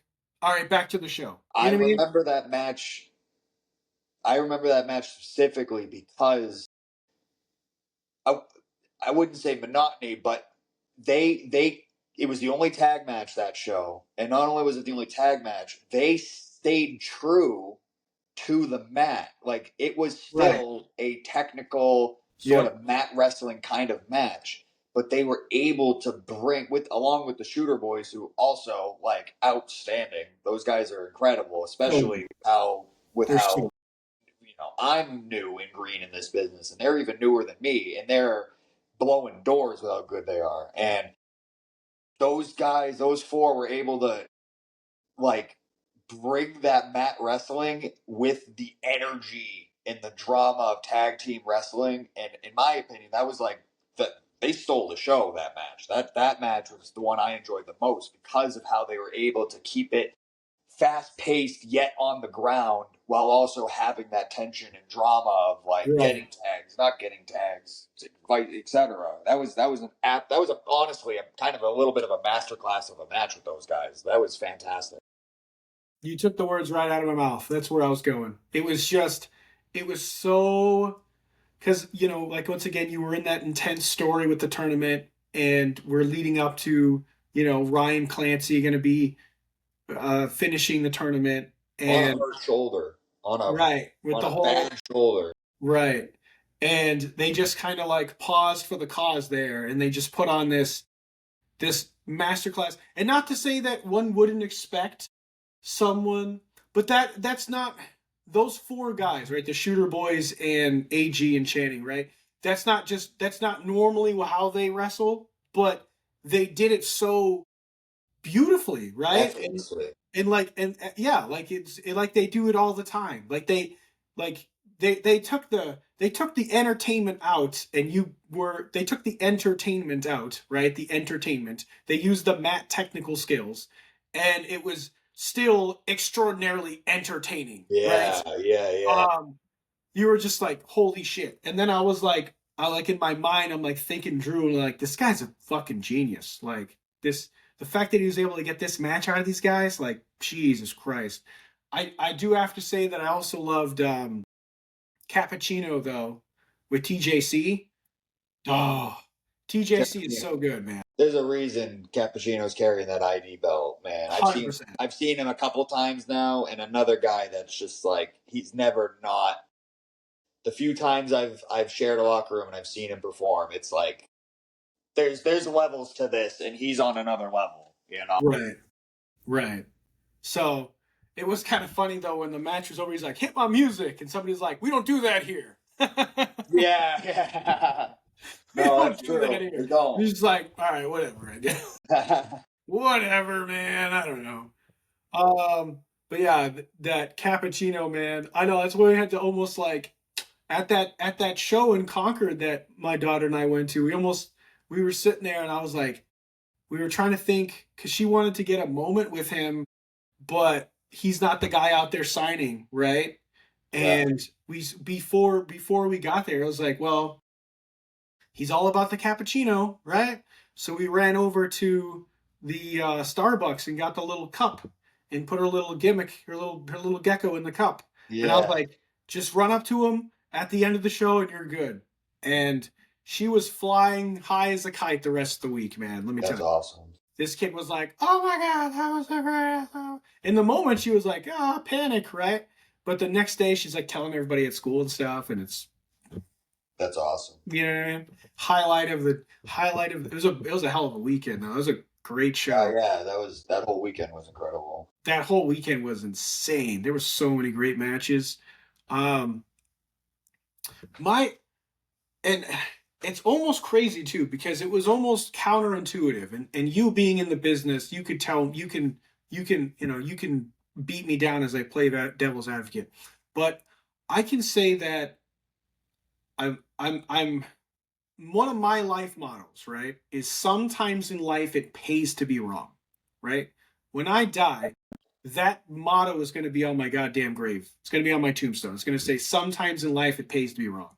And Yep. I have to say that I'm very happy that I was wrong about the WWE ID because when I heard about the idea of WWE ID, I was terrified that they were going to kill the indies, right?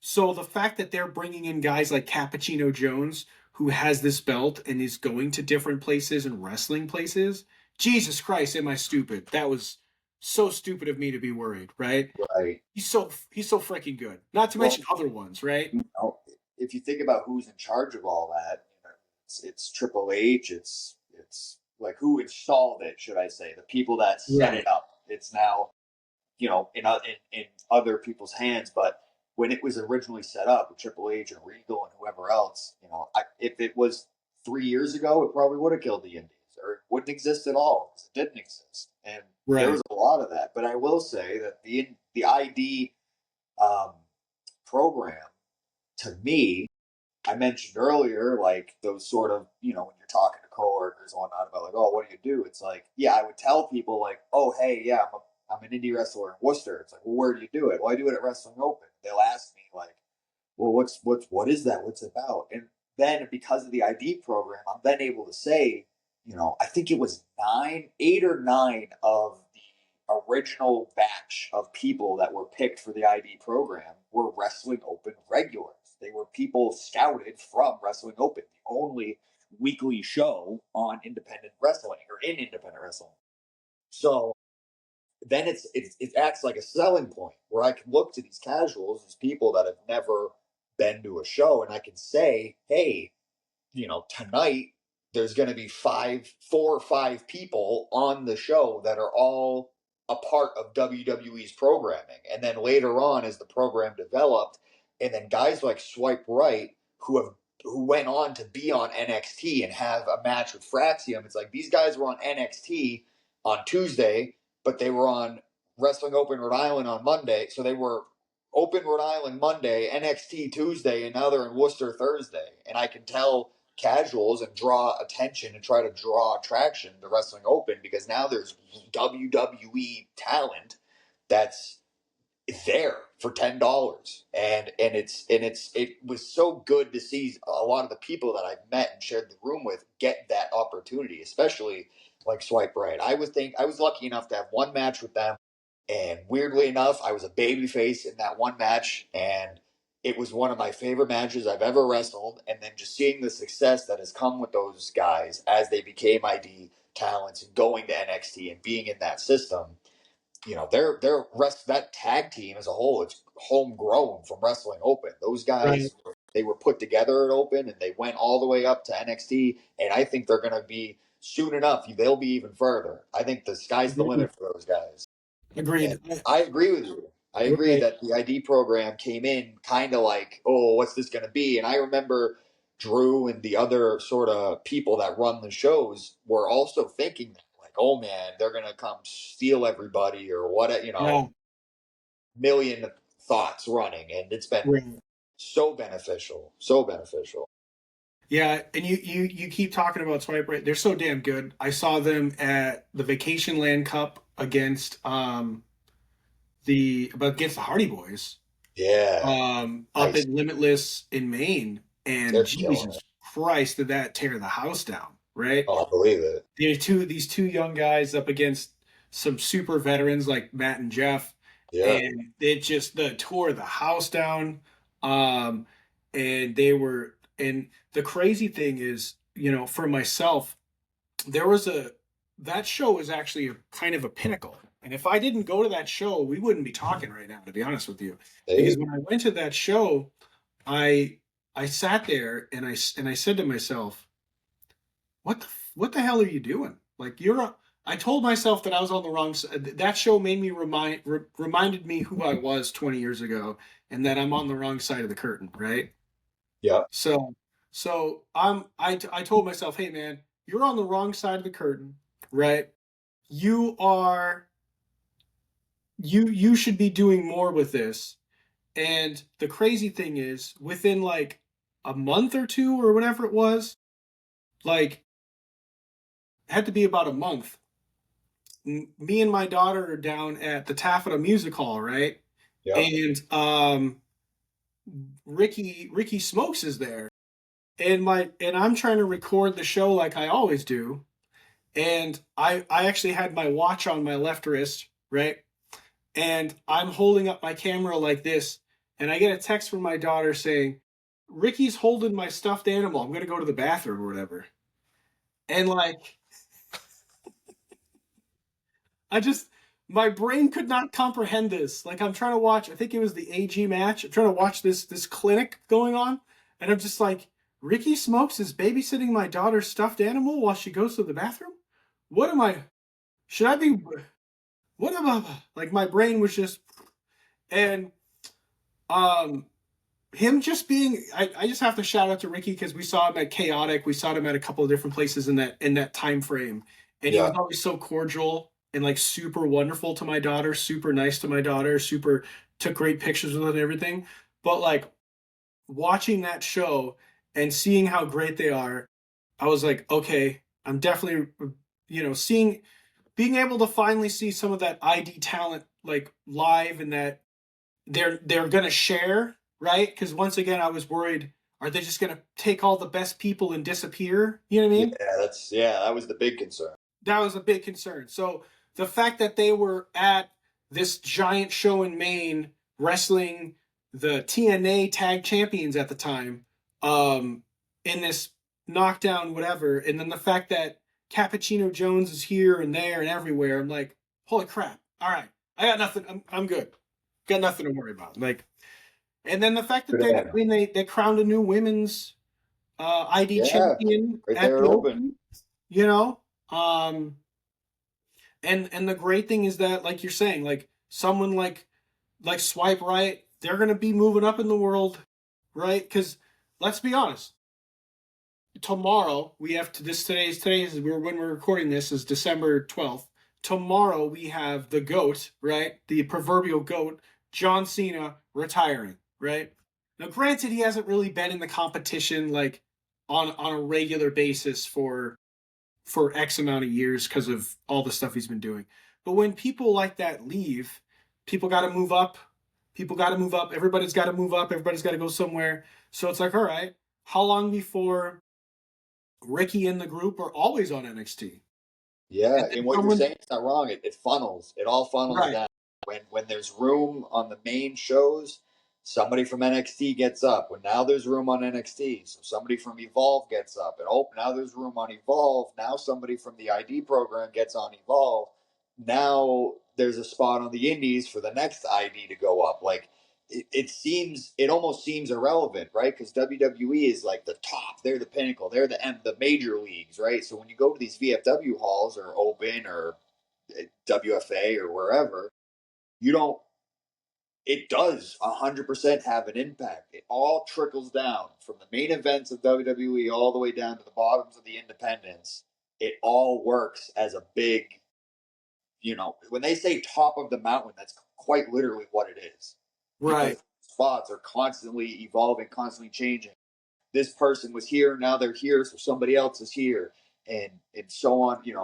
Whether and it's constantly evolving. Whether it's people getting promoted up to different rosters, people getting cut, people getting hurt. Like it's a nonstop evolution of spots and who's getting them. And when the next big spot is filled, then it trickles all the way down, all the way down. Yeah, and the best way I've explained it to casual sports fans, and I actually made a pretty decent video about this maybe about 6 months ago now, was to just to put it into the vein of baseball, right? Because they have such an intense farming system for the past 70 years or so, right? So you got the Red Sox, the Woo Sox, conveniently right across the street from the White Eagle there.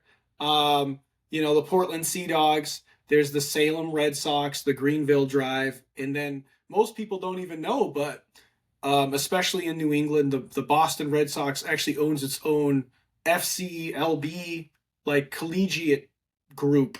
So there's like the Lowell Spinners are coming back. There's the Nashua Silver Knights, the Vermont Lake Monsters, all these other I didn't know Brockton Rocks. where do you fit the colleges in at that rate?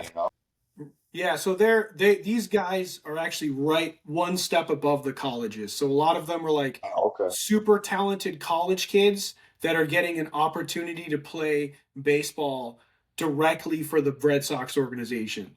So and their league their season's a lot shorter. It ends like in early September, and it starts later, a couple months later, compared to like regular MLB baseball or whatever. But like to me, that's how the WWE has set itself up now. They have this intense farming system that goes from the bottom up, right?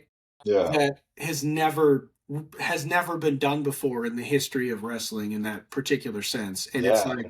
like With I've gotten like a whole 180 where I'm like, this is amazing for everybody because with the NIL program and the ID program, it's like right.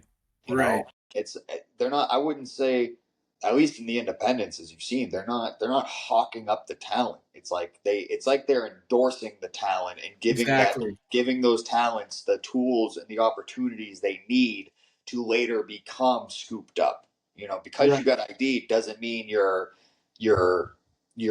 you're in the system, but that doesn't mean you're on the roster, so to speak. Right. It's Right. like the fact that we're still getting guys like Cappuccino and Sean Legacy and Swipe Right, you name it, Marcus, like that all these independents around the country are still actively getting them on a regular basis, and they're going to Evolve and they're on NXT.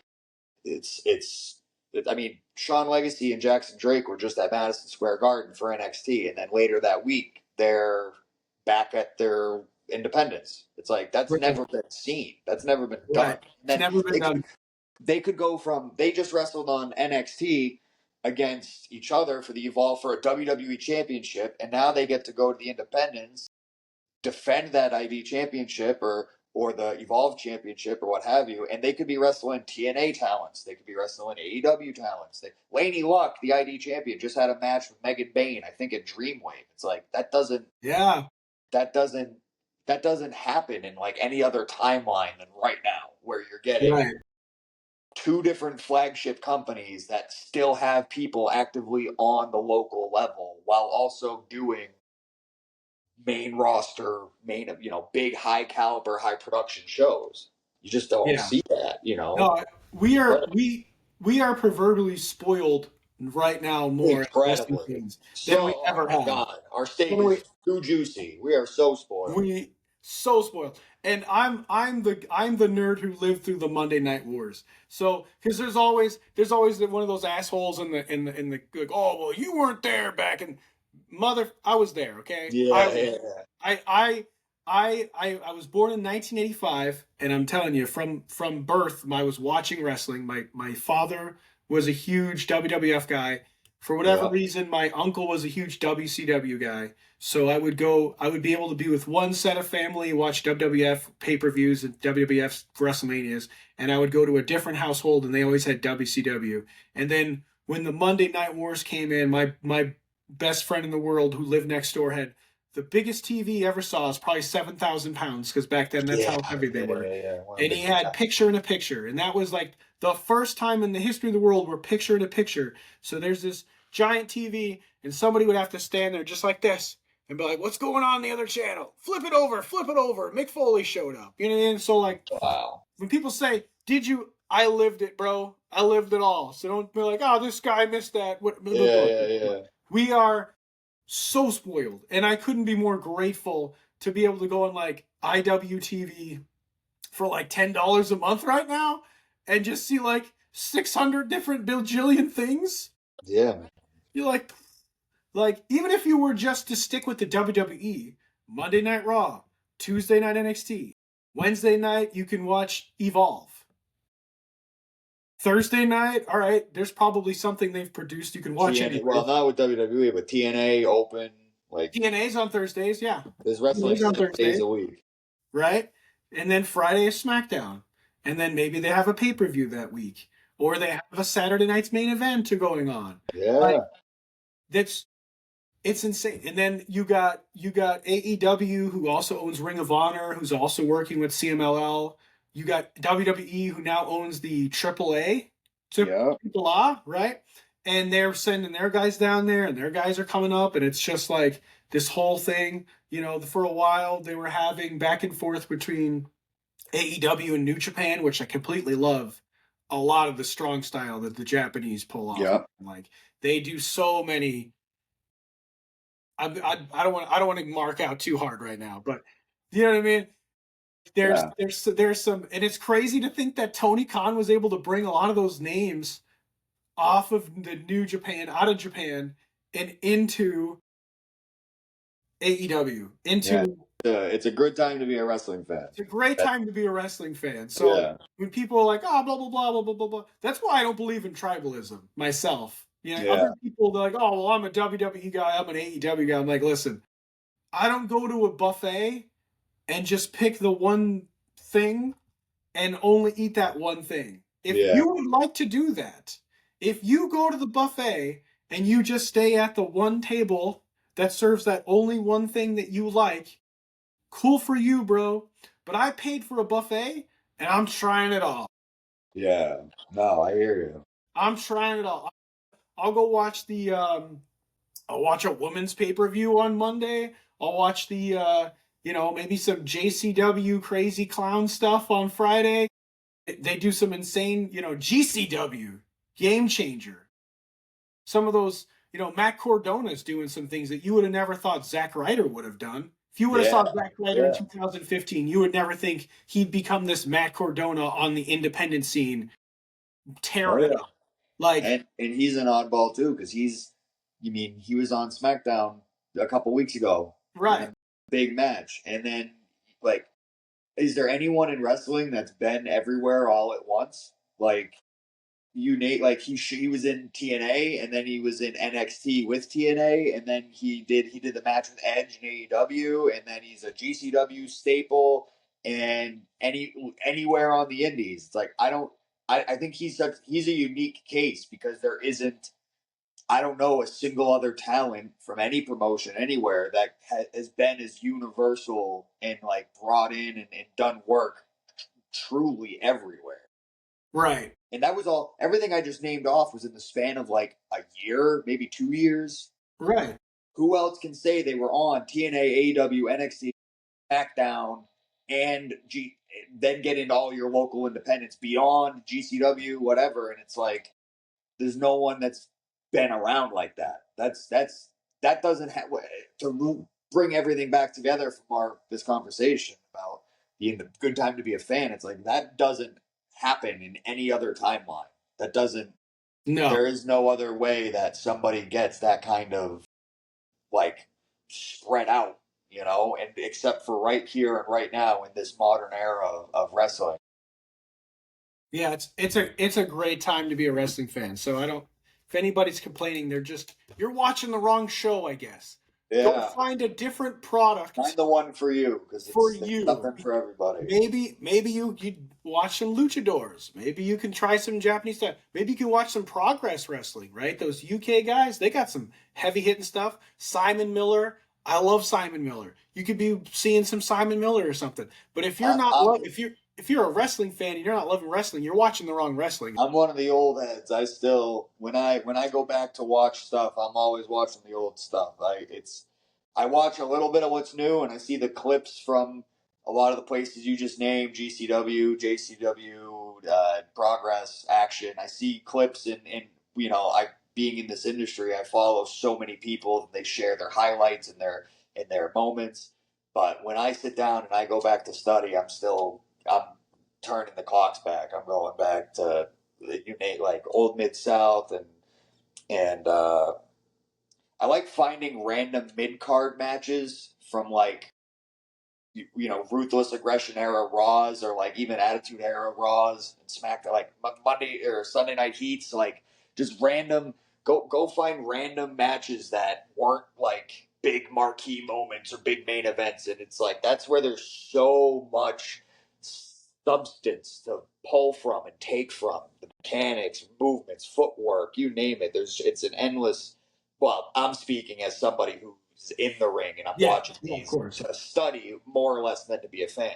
But I love when I do sit down and watch and study film. That's so much of what I'm looking for, is just good, basic, just good wrestling from people or matchups you may have not known happened, mid card, forgotten about. Like, what did I last week? I watched a match from SmackDown that was it was a young Randy Orton versus, I think it was Orlando Jordan or something like that. And it's like a random match nobody in 2025 would be thinking about.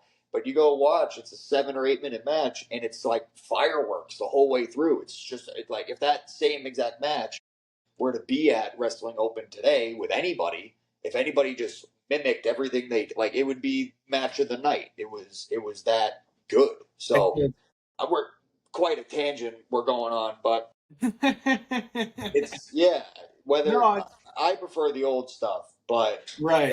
anything today is still it's almost too much. I'm not complaining, but there's so much. It's hard to watch everything, keep up with everything. Right. So are you a Mark Marrow guy, like a Johnny B. Bad guy? Have you watched his stuff? I can't say I have. Okay. Just because when you start talking about like going back and watching that I definitely don't. I don't go like Ryan Clancy's watching stuff from like the 30s. I don't go that far back. Okay. And Well, that again, makes sense though, because that kind of goes with his whole right, and kind of makes sense if he's like going back to Gorgeous George days. Yeah, Luthez, he's watching a lot of that stuff. I've watched a bit of Killer Kowalski because one of my original head coaches was Brian Malonis, who was trained by Walter Killer Kowalski and Mike Hollow, who I also trained with Mike Hollow, and he's a big Kowalski guy. So I've watched a little bit of Kowalski. That's probably about as far back as I go, because he was a lot of the footage you see of him from on YouTube is like 50s and 60s. I watched a lot of Mid South, and I can't say what I used to do, and I haven't done it recently, but like when I would go to bed at night, I would throw on Peacock had Mid South like episode by episode. Yeah. So I would just throw on an episode of Mid South and just like watch it until I fell asleep. And I would find these matches of two guys I've never heard of, like people, some guys, you knew Jake the Snake, DiBiase, Orndorff, whoever, but then there'd be matches with guys that weren't so big, and those little matches are the ones you find so much stuff, so much stuff. And between Mid South and watching a lot of like the old Saturday Night's main events, and again, I didn't grow up watching these old matches. It's only something I recently started watching and digesting as I got into this and as I trained, and now that I'm in the business, I see these things. Another great one was Tito Santana versus Mr. Perfect. WWF, I think it was an IC title match. It's like, it was fantastic. It was so good. So when I do, if I'm not watching something live, if it's not, tomorrow I'll be watching Saturday night's main event or SummerSlam or Right. what have you. If I'm going to sit down and watch stuff, I'm trying to find obscure things. I'm trying to find. Uh, I'll go watch the greats. I'll go watch the Flairs and Steamboats and the Hart and Austins. But then I'm gonna try to find the weird mid card stuff from the television show. WCW had a great, like Finley back when Finley was in WWE and in WCW. A lot of his matches were kind of mid card, sort of not filler, so to speak. And it's like they were great. They were incredible as a student of the game. They were top tier. You know. So does this make you a Jim Cornette guy? Because I fell off a little bit, but I agree. I agree with his psychology, and I 100%. When you hear his takes on certain matches and stories and things to do, I 100% agree with. But I would not say I'm like a big Cornette guy. I used to listen to him a lot more, probably honestly before I got into this. But I mean, when it comes to having a mind for the business, he's one of the best. yeah, no, just when you're the era you're talking about. I feel like I've just heard Jim Cornette idolize that particular era over and over again. Like in those particular, um, whether it's those, I mean Mid South especially, but just Yeah. that whole kind of, especially because he was in and around the business at that point. Right. So I feel like he really kind of bolsters those rosters from top to bottom. You know what I mean? Something when I I'm now at a point where there's people. I've only been around about going on close to 3 years now, which is nothing. I'm an infant in this, but I'm already at a point now where there's newer people that are just started that haven't had matches that come to me because they see me on shows like a lot of the elite pro, quite a few of the elite pro students will ask me questions about what to watch or what to do, how do they, how'd you find your character, a lot of the same sort of questions they're asking me, and something I try to tell people, and I don't know if I'll get slack for this, but it's what I did is a lot of people, especially you notice it a lot with like the 2017 darling era, like the Adam Coles and sort of that mid 2010 indie group. There was a lot of people who it's like, I could tell this guy wanted to be Shawn Michaels, or I could tell this guy wanted to be Bret Hart. And, you go and ask them, like, sure enough, who'd you study? Who's your guy? Shawn Michaels, Bret Hart. Uh, my take as a bit of a contrarian was go back, find somebody that not necessarily that time forgot, but don't find the main eventer because everybody when you DJ Powers reminds me a lot. Like he's a lot of his movements, the way he moves his super kicks. You can see DJ Powers wrestle and be like, this guy's studying Shawn Michaels. Right. Yeah. Who can I watch? Who can I find that people aren't gonna know right by name? And for me, I mentioned first primarily it was Jake the Snake, a little bit of Dutch Mantel, but more Jake the Snake. But more recently, and in the last probably better part of a year, has been Paul Orndorff. And a lot of people, he wasn't WWF champion. He wasn't the main, he wasn't Macho Man. He wasn't Hogan. He wasn't Austin. But he was an incredible worker.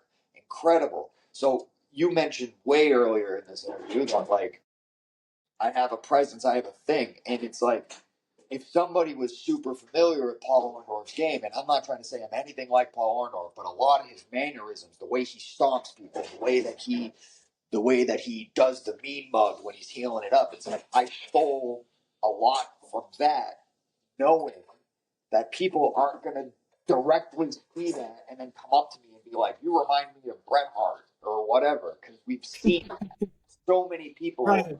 have done that, and I keep mentioning Hart and Michaels, but you name like Blackjack on Wrestling Open right now. He's prototype Cena, like one for one.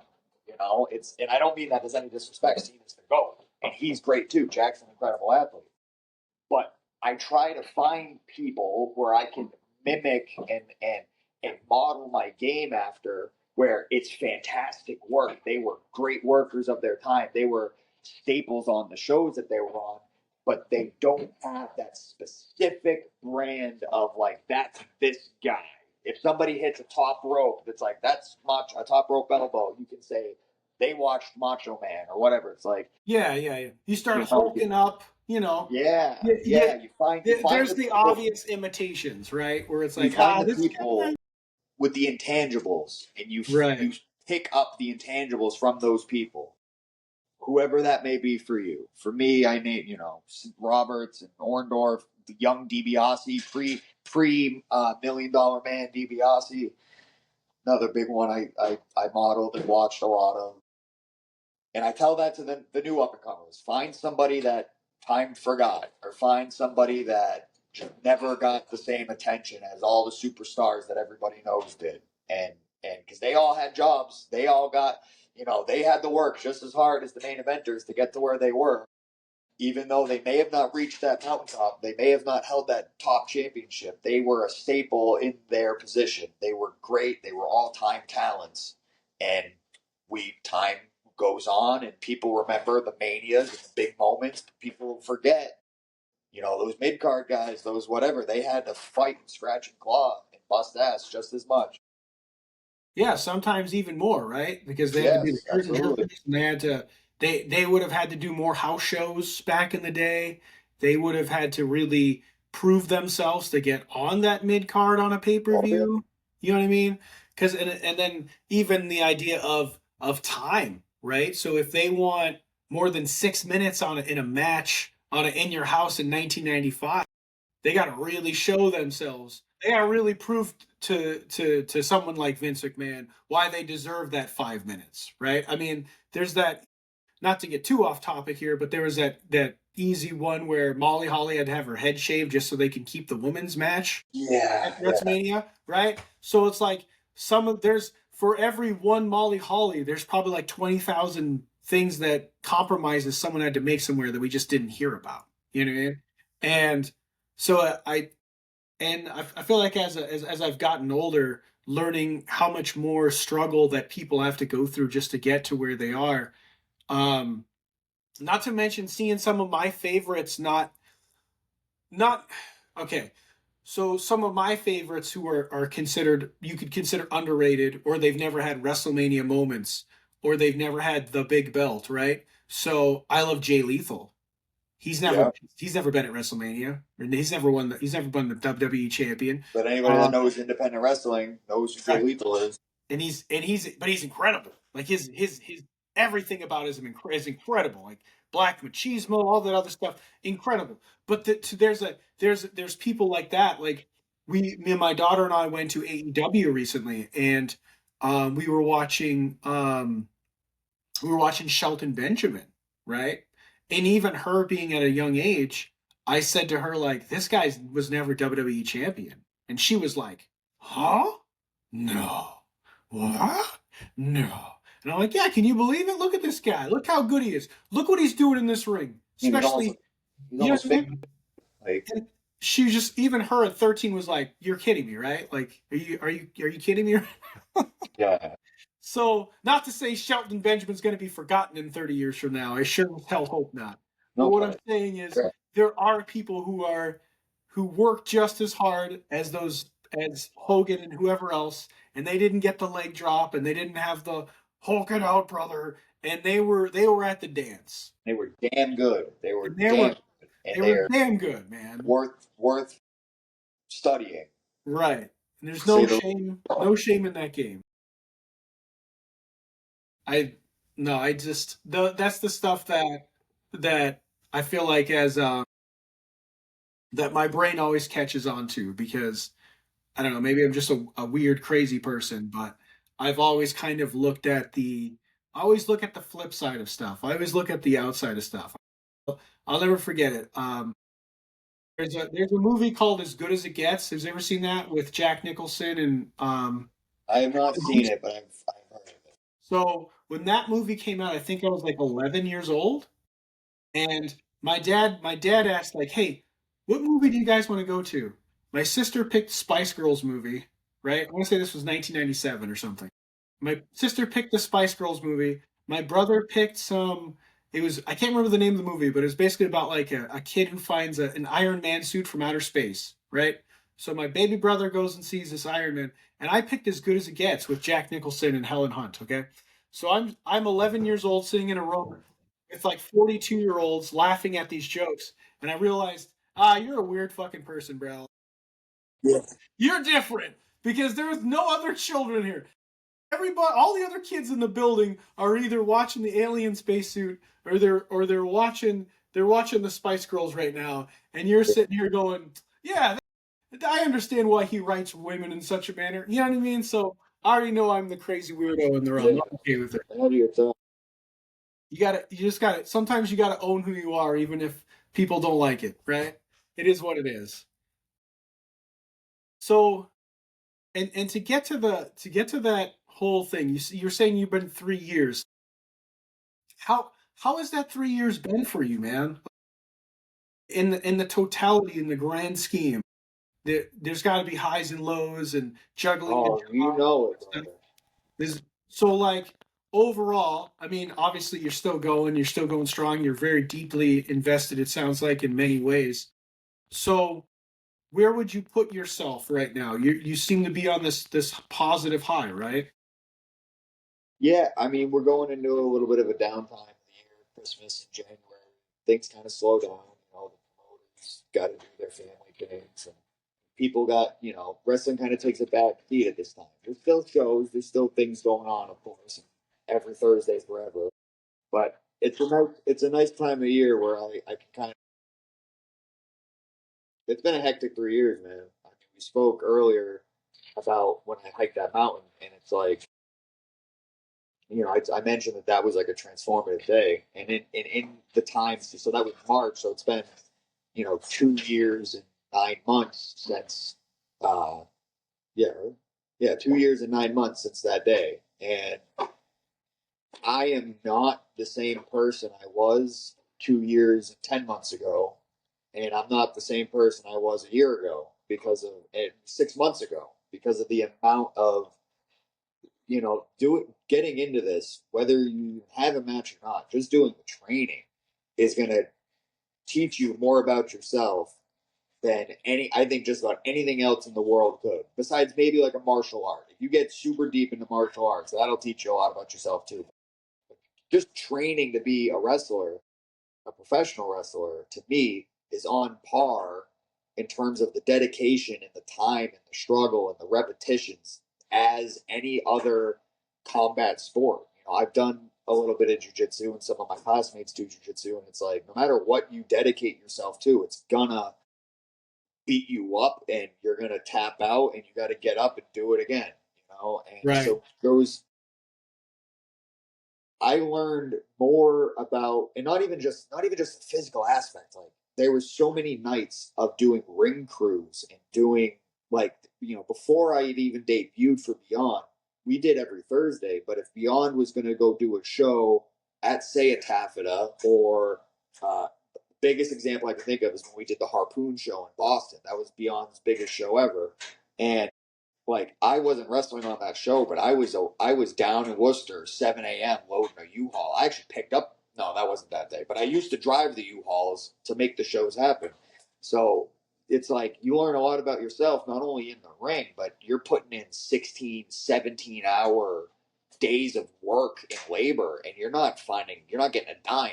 We're doing it for the love of the game and just to earn our opportunity to carry our weight. I think somebody that does a good job explaining sort of that aspect of wrestling is Shayna Baszler. She talks about it a lot when she talks about her past and building rings, and that's what anybody coming into wrestling, you have to do that. You gotta they call it paying your dues, but in some aspect, everything we do is so small time, and like the ring is owned by a guy, and the guy's fronting all this money to put on a show, and you've got to earn your right to be a part of this person's show and to be in this person's ring. And so between the physical toll of coming home sore and waking up sore, going to work with scars and cuts and bruises and having to be like, yeah, I got, you know, I've yet to have a black eye, but I remember one time I had like my whole I had a big fat lip, and I had to go into work the next day with a fat lip, and of course people were like, "Oh, you're getting a bar fight," and I'm like, "No, I got kicked in the face, and I meant to get kicked in the face, but he kicked me a little harder than he was supposed to." Right. And they're like, "You're an idiot." It's like, well, I love what I do. So, between that and the long days, and then also like once you start having shows, you find out who you are in front of a crowd. You find out who you are. You, wrestling, you're the, when you're in that ring, you're the director, you're the performer, you're the actor, you're the stuntman, you're the comedian, you're the writer, you're the producer, and you have to do that all in one take in front of a live studio audience. Not even a studio, a live arena audience in some cases. And there's no double takes. So when you go out there, as soon as you come through that curtain, you never know if you're about to have match of the night and steal the show and then get back through the curtain and feel great, not have a bruise. Like I've had matches where I get back through the curtain and it didn't even feel like I had a match, but to the fan, you think I got the shit beat out of me. And then there's other times where I've had the shit beat out of me, and it's not fun. So that there's just, and then you go out and you have, you only got one take, so you go out and it sucks. And you can't, there's no get backs. You made a fool of yourself, or your opponent made a fool out of you, or whatever, and you gotta eat your shit, get up and do it again. You gotta, they use the term in the locker rooms. They say boo boo face. You can't have boo boo face. So it's like you go out, you have a bad match, you feel embarrassed, you feel in some cases ashamed, especially if you made a big mistake, which I've made plenty. I've made some big ones, and you gotta hold your composure. You can't have you maybe you can have that boo boo face for the night, but then it's got to go. By the time you come back for the next show, you got to carry on like whatever. In some cases, you could even say traumatizing in some way. There's definitely been scenarios where you feel such a level of embarrassment, or the opposite, such a level of pride or excitement that you'll never forget it. It's so many highs and lows. It's so many, like I used to, little tangent. I used to work at the Worcester Palladium. I was a security guard there, and that was right before the pandemic. And I always remember, I remember the nights graveyard shift after the shows, waiting for the artists to leave the green rooms and go home so I could go home, standing on the stage in an empty Palladium because I'm there to, I'm a security guard, so I've got free reign of the building. So I'm standing there on an empty stage, and I'm looking out at the balcony, and I'm looking out at the floor and all the room. And I remember telling myself in 2019, like, one day I'm going to be on this stage, and I don't know what I'm going to be doing. I don't know how I'm going to do it. I didn't have any talents. I'm not a musician. I'm not a singer. I'm not any of that. So I'm like, some way, somehow, I'm going to figure out, and I'm going to perform on this stage. And then, sure enough, 5, 6 years later, just because I hiked a mountain and because a buddy of mine joined the military and I decided to be a wrestler, next thing I know, I'm walking out on the main stage of the Palladium in front of 800 people for Wrestling Open the day after Christmas. And that's like one of the highest highs I've ever had in my life. And then that was in December of 24. And then riding that high into January, riding that high into February. I was in the tournament for tomorrow, and with I Black Jack and a series of matches on Wrestling Open. That was a whole ride of high. And then in March, I had a real bad match, made a big fool of myself, got cussed out by my opponent, and that whole high just went, and I wanted to crawl in a hole and die and never come out of it. And it took probably a good month to kind of like just shake my head out of it, and then another probably you know 2, 3, 4 months to like truly shake out of it. And then I had gotten hurt, I cut my knuckle bad, had to get surgery on my hand, so I had missed the whole summer. This whole past summer I was out from June, July, and August. I was out just recovering with my hand, so I had all that time.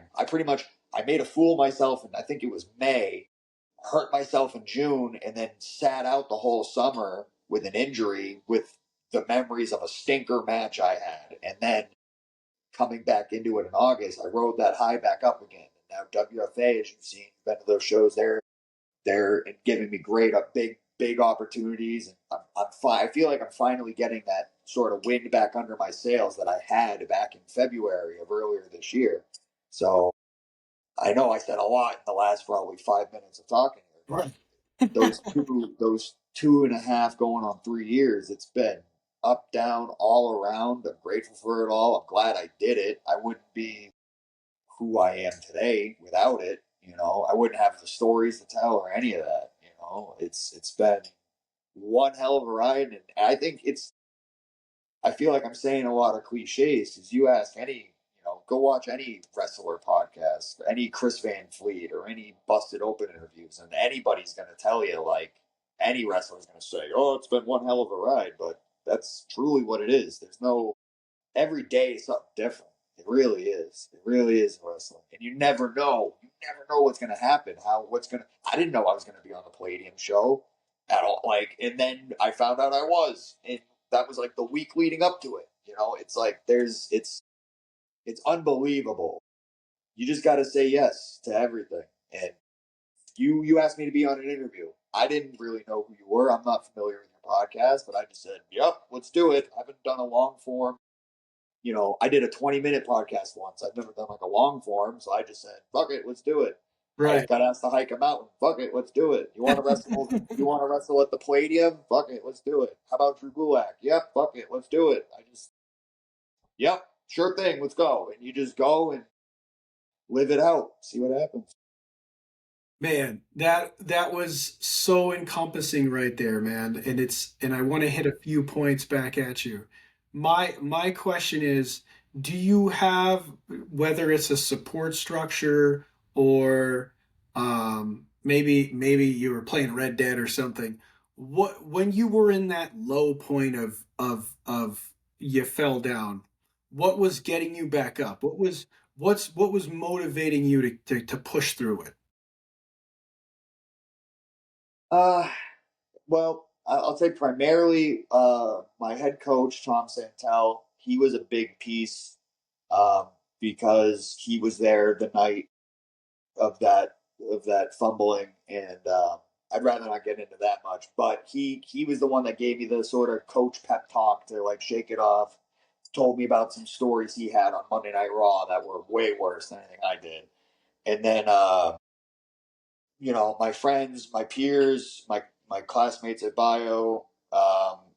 Obviously, they helped out a lot, and then getting some. I did have a few matches afterwards that helped me kind of shake it off as well. Um, my family's super supportive. They come to the shows. My wife too, just like my rock, as supportive as it gets, helped me out the whole time. I I spent a lot of time outdoors during my injury. Like my hand was hurt, but I wasn't like crippled or nothing. I spent a lot of time fishing this summer because I could still. My hand was stuck like this. I couldn't move my fingers, but I could still use my thumb. So I would take my thumb and grab my reel and be out on the shores and in a boat or whatever, sitting there, Okay.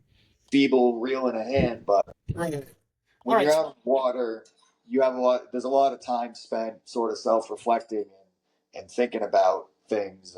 And I was hurt and I wasn't performing on shows, but I stayed training. I spent about 4 weeks of like not doing nothing, but then I had a strong enough brace and I had enough faith in like how rigid I could keep my knuckle that I wouldn't hurt it. So I was training with like I called it like a robot arm. Like I had this big brace and this big sleeve and all this stuff to keep my hand from getting hurt. But I stayed in the ring and I stayed sharpening up. And I'd say the biggest single thing that helped me was, again, I mentioned like, yeah, fuck it, let's do it. And how that's gotten me so many things in life. Um, the day I got cleared, um, I live in New Hampshire, so I drive to Worcester about an hour and 10 minutes to the doctor's office. They take my brace off, they check everything out, and I asked them like, "Hey, am I good to wrestle again? Am I good to go?" And they're like, "Yeah, just they said take it easy for like another week or so and then feel it out. You know your body. I was like, okay, sure. I left the hospital. I texted Drew and I said, hey, I'm clear, just so you know. He answers me back. This is at 1 o'clock on it was a Monday, 1 o'clock on a Monday. And he texts me back and he goes, you want to wrestle Aaron Ortiz tonight? And I'm like, uh, and I'm thinking to myself now, it's like 1:30, 2 o'clock. I've got to drive back to New Hampshire, get all my gear, then drive to Providence, call a match, go perform the match. I haven't wrestled in months, like in front of a crowd or in front of I don't have a haircut, my beard's growing out. I'm like, oh man. And then I was like, okay, let's do it. So I drove up, I got my stuff, I went to Providence, and then I had a great match with one half of the Shooter Boys, Aaron Ortiz, and that in that moment when I got back through the curtain, that was like a big sigh of relief because in that one moment, I felt like I was able to shake off months of not wrestling, months of like doubting myself, months of shame over the mistake I made in May, and like it all in one swoop. It just like all the training I did all over the summer and all that just kicked in and it just like, all right, we're back. We're good. I'm all good. And on to the next. And from that point on, that was in August. That was like the end of August. And the opportunities I've gotten since then, it just feels like it's, again, riding that high again. Like every new opportunity is better than the last. And it just keeps climbing and climbing and climbing. Man, all right, that's great. The I love that whole positivity on to the next, on to bigger and better. Is there anything that, and I guess I'll put this into two parts questions. I'll put the first one. Is there anything in 2026 that you're hoping to do?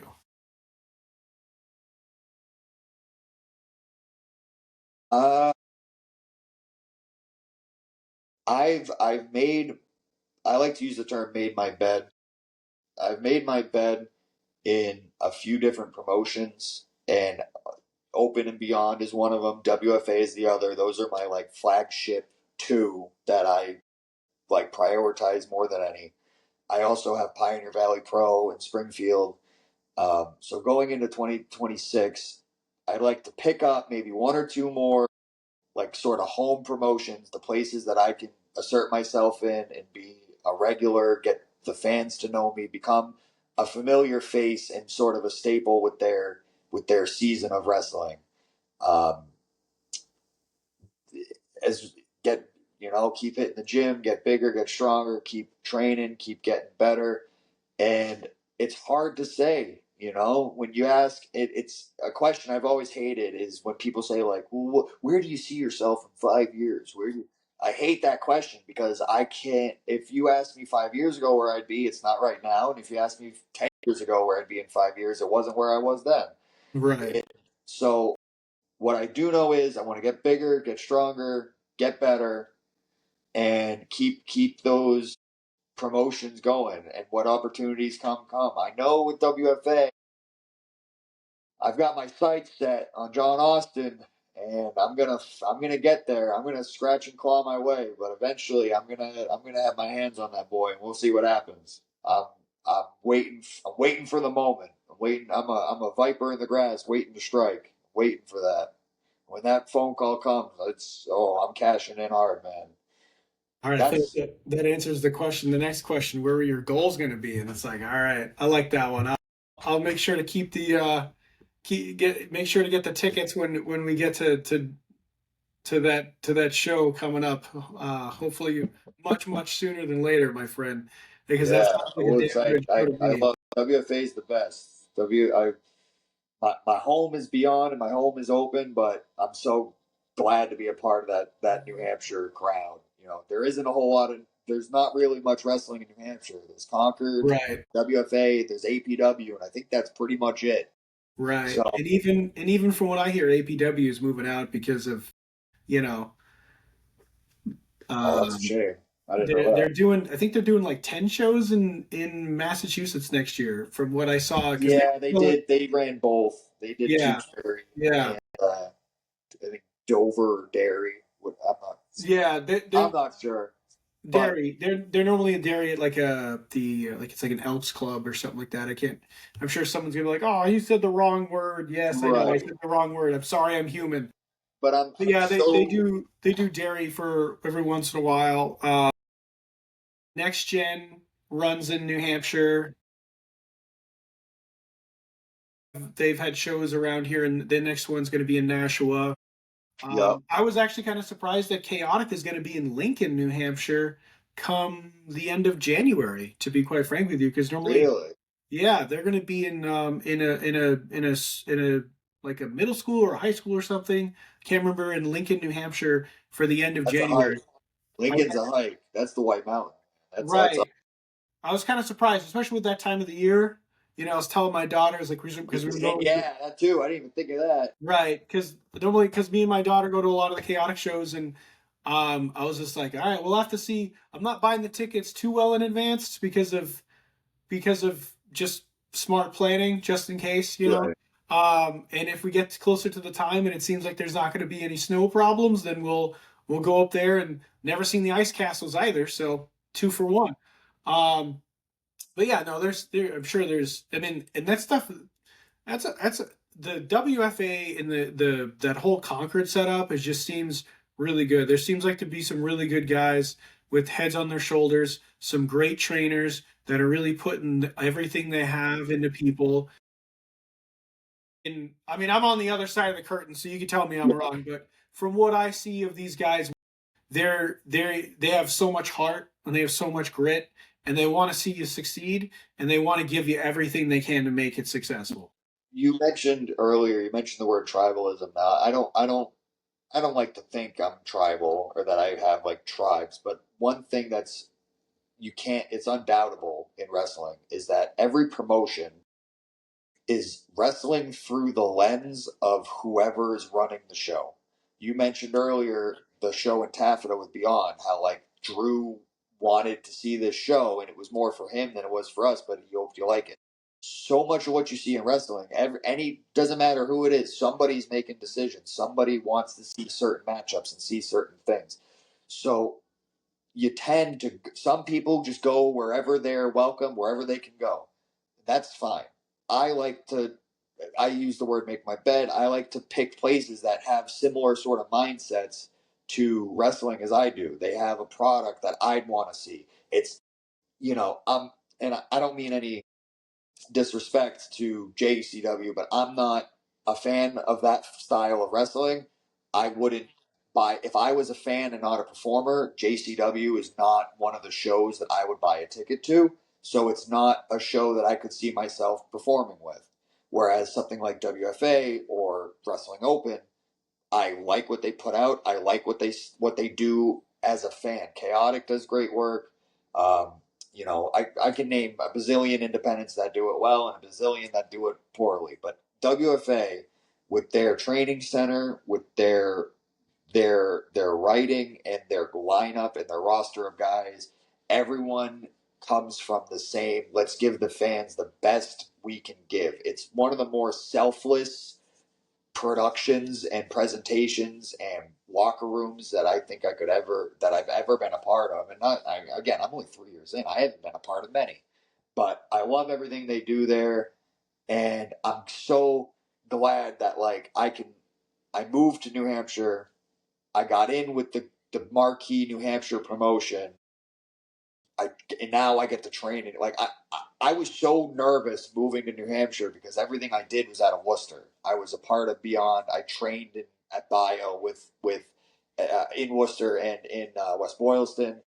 And so coming to New Hampshire and now working in New Hampshire, and it's like I was afraid I was going to have to leave it all behind. I was afraid that like it was going to become too much or that I moved too far away. Like I was so concerned that like things weren't going to work, and I just kind of trusted the process and went with rolled with the punches. And now I'm at a point where I'm still a part of Beyond and I'm still a part of Open and on Thursdays, not so much Mondays, but Thursdays. But now I can be at home and have another home in Concord and Worcester and train in Concord or Worcester. It's like I didn't isolate. I spread out. You know what I mean? And I didn't know that was going to happen. I did not anticipate that. I wasn't expecting that. I didn't plan on that. But once I got here and I started just to make things work as they happened, that's how it played out. And man, I can't say enough good things about WFA. Even though that crowd, they can run their mouths pretty good to me. They're a rowdy. You're somebody that's been around to a lot of Right. independent promotions, and Right. I'm sure you can say we all say it as people that perform there. Something about that Concord crowd, they're different. They truly do bring a level of like they want to be in that ring more than other Yeah. places. Like that whole room feels like they want to jump in and start And start. laying punches. Right. Yeah. The only other time I've really seen that kind of intensity is honestly when I've gone down to like Philly. Oh Um, yeah, I've and I've heard. I went to House of Glory in Philly in September, especially. And when Bully Ray came out and talked his trash, and that was the night that Zilla Fatu came out and won the belt back in like 30 Yeah, seconds or whatever. You would have thought that Bully Ray was going to get jumped by like 60 people. You know what I mean? right. Those people were just like, or when someone would come out and they'd be like, and this person's from New York. Yeah, You're from New York. This is Philadelphia. We don't give like, just like, bro, like he got heat just by being from Brooklyn, bro. Wow, that was something else. But and you're not wrong with that WFA crowd. Like, they're boy, bloodthirsty. Not Lord, not blood, not bloodthirsty in the sense where they want to see they. It's not that they want to see blood, but it's like they're not afraid. I've seen many a times at WFA, like you see this at Open and other promotions where it's like two guys who are like if somebody's making a date in Concord or hang on, let me at Wrestling Open if they have a known heel like let's say myself against somebody who's debuting, they may not know the debuting guy, but they're still going to cheer for the debuting guy because good guy, bad guy. But right, in Concord, if they don't know you, they'd rather see the guy they know, even if he is a bad guy, right, beat the shit out of the guy they don't know, rather than cheer. Even though they're supposed to, they're trying. The guys in the ring are trying their damnedest to get this crowd behind this new guy that they haven't seen before. If they're not digging that new guy, they want to see him walking out in a wheelchair. And if the new guy does his job well and everything goes great, they'll get behind him. But it's one of the few crowds I've seen where it's like if they don't dig you, they don't dig you, and they'll let you right. know it, and they'll let you know it quick. They have no quarrels with that whole mentality. And it's crazy. It kind of just reminds me of like New England New Englanders in general, right? We're kind of an Yeah, yeah, we're kind of an odd breed where it's like we'll quarrel amongst ourselves, but when you pool us in a room full of non-New Englanders, we're like best friends all of a sudden. Um, yeah, I yeah. I don't know if you ever watched that show Survivor. I used to be huge into that I show, did not. and it is like a well-known fact in Survivor that when you get two people from New England, you have to watch out because um, they will come for you and they will come as hard as they can. There's been many seasons where they for a while they started out with like in different tribes, and it's like, okay, here's a mom from Dorchester, and this guy's from Vermont or whatever, and then they never met each other in their entire life, and within like a day and a half, they're like, yeah, I miss donkeys too, kid. How you miss the donkey? Yeah, You know what I mean? And all of a sudden, they'll just like, you know what? I think we should just destroy everybody else in this room. You think it's a good idea? You know what I mean? There's yeah, that New Englander like killer instinct where it's like we can make fun of each other, but don't you make fun of my cousin that way because I'll smack your yeah. face, right? So I feel like in that Concord crowd, they have that mentality where it's like, but he might be a dick, but he's still one of us, isn't he? So forget this guy. Who's this guy coming in? He doesn't live here. Get out of here, you bum. You know what I mean? Yeah. So you hit it right on the head with that one. You mentioned earlier, Rich Palladino, the great state of New Hampshire, and I think it's not Rich is the only one that says it, but when I first started coming around the WFA, I was I didn't actually. So Lauren St. James, the WFA ring announcer, bio student, her and I, are pretty close, and she didn't come and ask me for like my information and my stuff. Usually, a ring announcer will ask you like, where are you from, what do you weigh, etc. Right. So she says, "Great." My first entrance at WFA, I hear "Great State of New Hampshire," and in my head, I'm like, "Oh, I use that in Worcester because they're. I mean, it's true. It's where I'm from, so it works regardless. But when you're in Massachusetts, it's a good, like you said, it's already like a fuck you to the people because I'm not from here. Right. But in New Hampshire,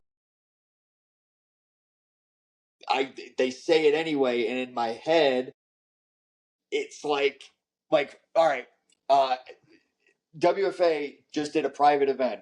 It was at SNHU.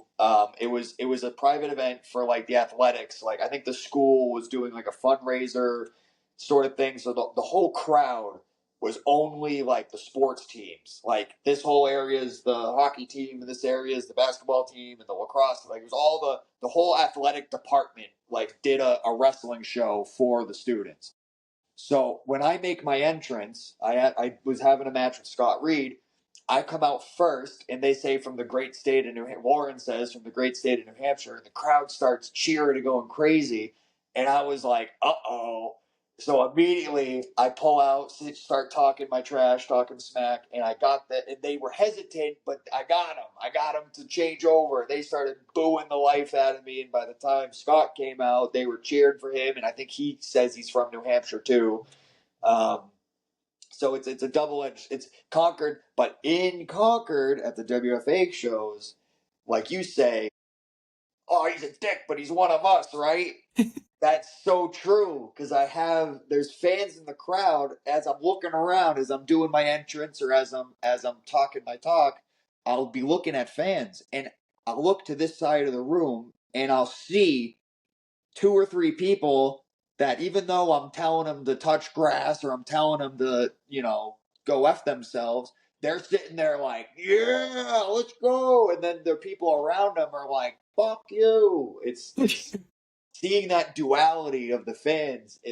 But then, like you said, but the minute, if you brought any of those WFA fans to Wrestling Open and they see me come out, whether they boo me or cheer me at WFA, they're going to see me at Open and be like, yeah, that's our guy, New Hampshire, live free or die, baby.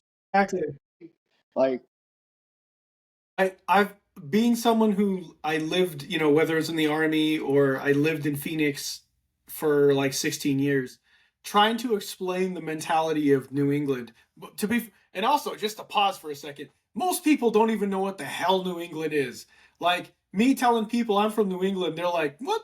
You're from England?" And I'm like, yeah, it's really everywhere though, right? Like if you're from like Minnesota and you're out in Texas and you find another Minnesotan or whatever, or wherever, if you're from California and you right, find another Californian, it's like I feel like everywhere kind of has like somebody from New York who's from Staten Island. If they find another Staten Island person out in the wilds, they're gonna immediately kind of have that click. But I know what you're saying because with New England, it's 5 states. exactly.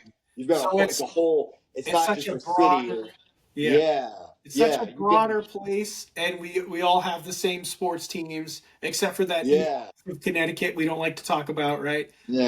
Um, Don't even get me and started. so, but I could be in Phoenix, and some guy walks by with a Red Sox hat.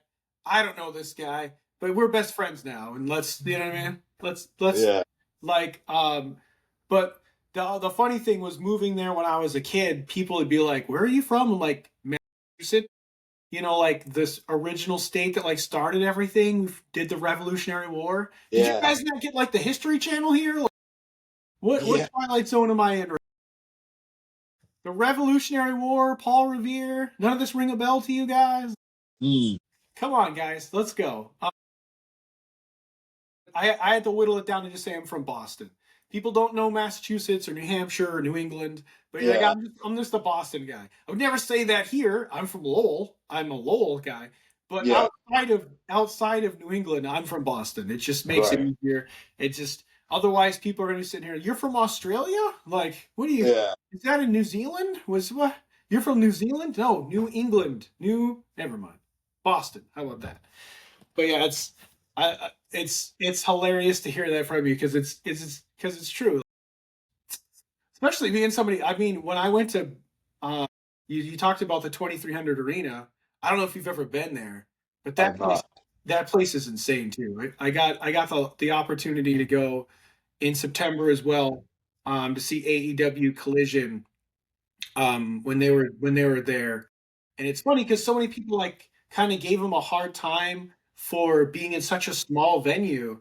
But it's like, are you not the same people who chant EC dub every day? Yeah. What do you mean? Like, this is like hollowed wrestling ground, bro.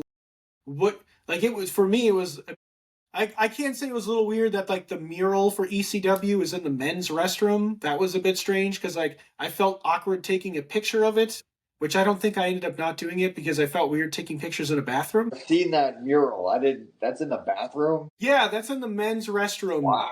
the in the Okay. in the main entranceway. So if I you thought go that in, was like on a wall backstage or something. so did I. So Wow. did I. So I actually did the VIP treatment. So we got to go in a couple hours early. We got to hang out with like Smart Mark Sterling and um of just a bunch of Great different guy. people, right? And I was like, oh, I'm gonna go to the bathroom. So I go to the bathroom, and it was funny because there was a couple of like tag teams in there talking, and I was like, I kind of want to say you're awesome right now, but I'm washing my hands, so it's weird. I'm not gonna say anything. And then I went to the other side, and I was like, the mural's right here. This is the mural. The mural. Like my brain could not comprehend the fact that the Are legendary, we thinking of the? Are we thinking of the same mural? Is this the one that yeah, like has all the all the signatures? signatures, all the Wow. signatures. It's in the men's restroom in the main hallway. And I Wow. was just like, that's so weird, man. Like, what is going Right. what is go so I It's didn't take a picture. Didn't take a picture. I felt we were taking a picture in the men's room. amazing. And the So, funny thing, I think it was Taz that week, because that week he got into the Hall of Fame, um for that whole venue and everything. He actually took a picture and put it on social media, and he talked about, isn't it weird this is in the men's room? And I was like, oh, thank God someone said it, because I was thank you, Taz. to Thank you, Taz.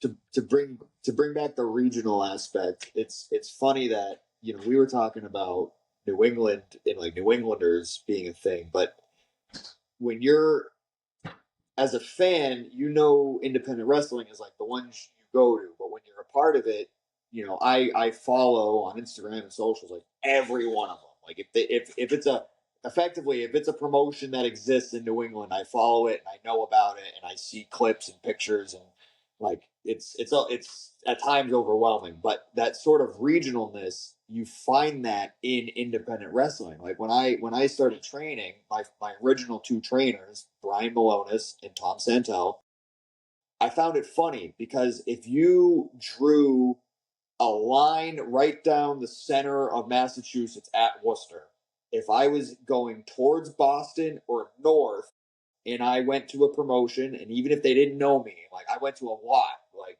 APW, I went to an APW show. Nobody knew who I was. I barely knew anyone there. I didn't know the promoter. I've been to uh, the first few times I went to EWA up in Saco in Maine.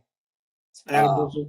when I first went to WFA, when they were still running shows in Massachusetts before they went to Concord, I would I'd go there and they'd be like, "Oh, who are you? I'm Jake. I'm so and so. I'm trained by Tom Santel and Brian Malonis." And the people east of that line would be like, "Oh, you're one of Malonis's kids. Oh, anybody that Malonis is cool with me."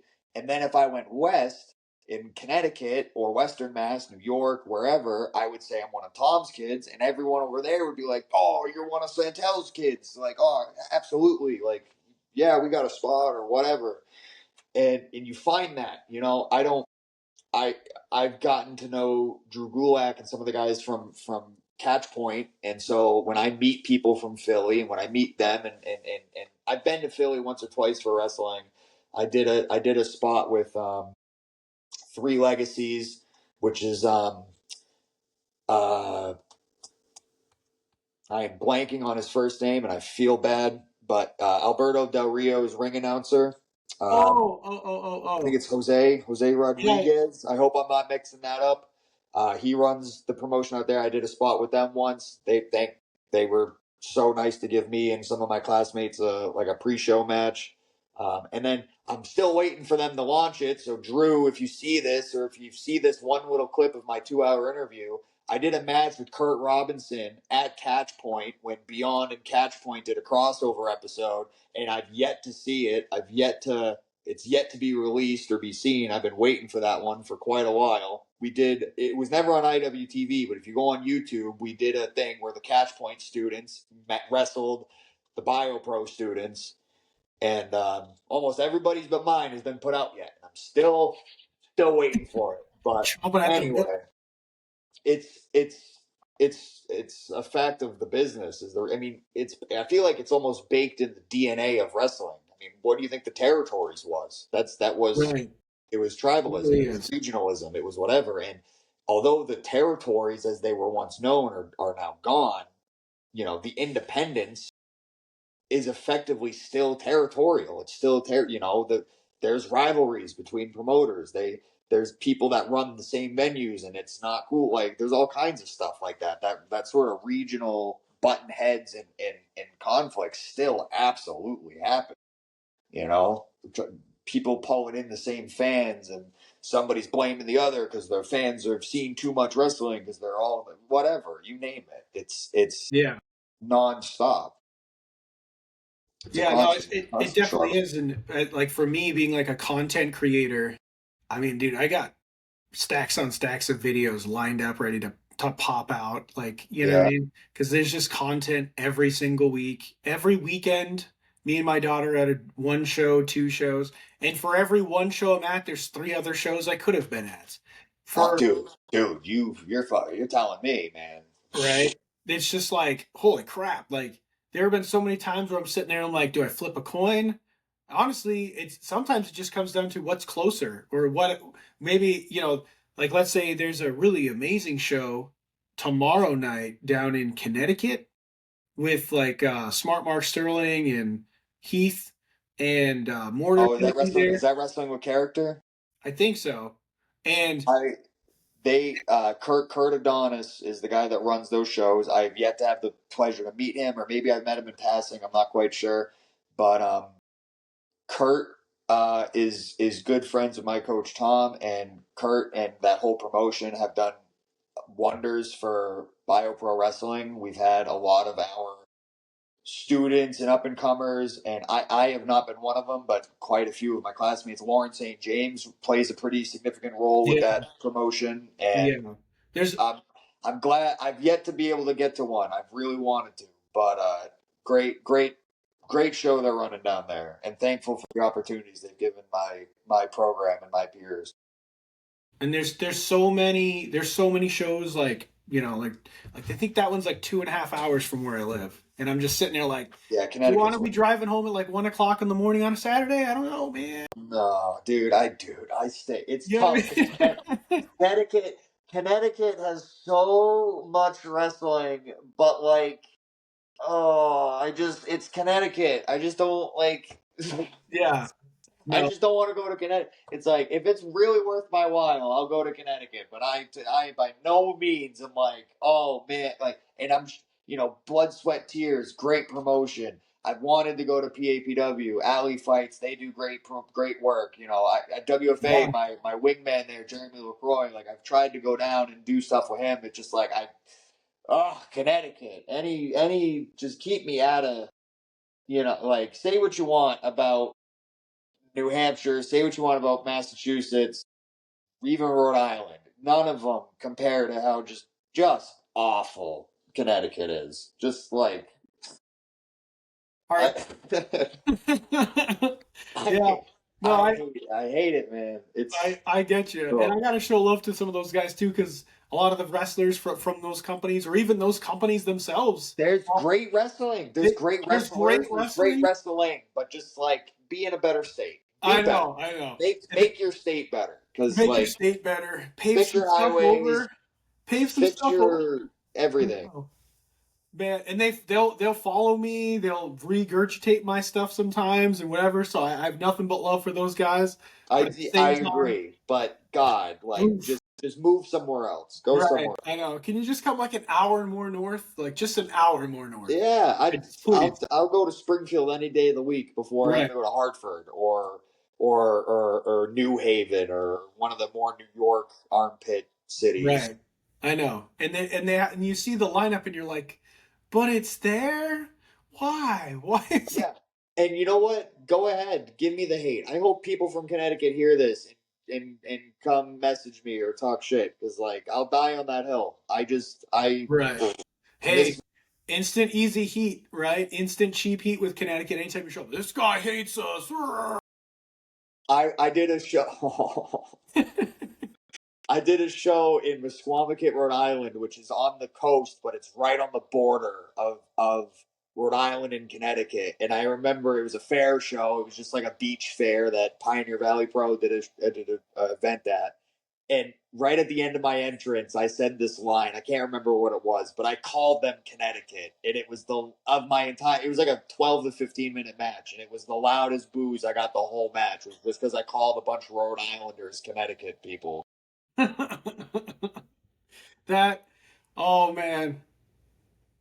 Sometimes there's nothing better than cheap heat, right? I mean, Hey, you got to go back to the classics when they worked. where it Cheap fits, pops or cheap heat. Sometimes cheap it works. heat, cheap heat, where it fits.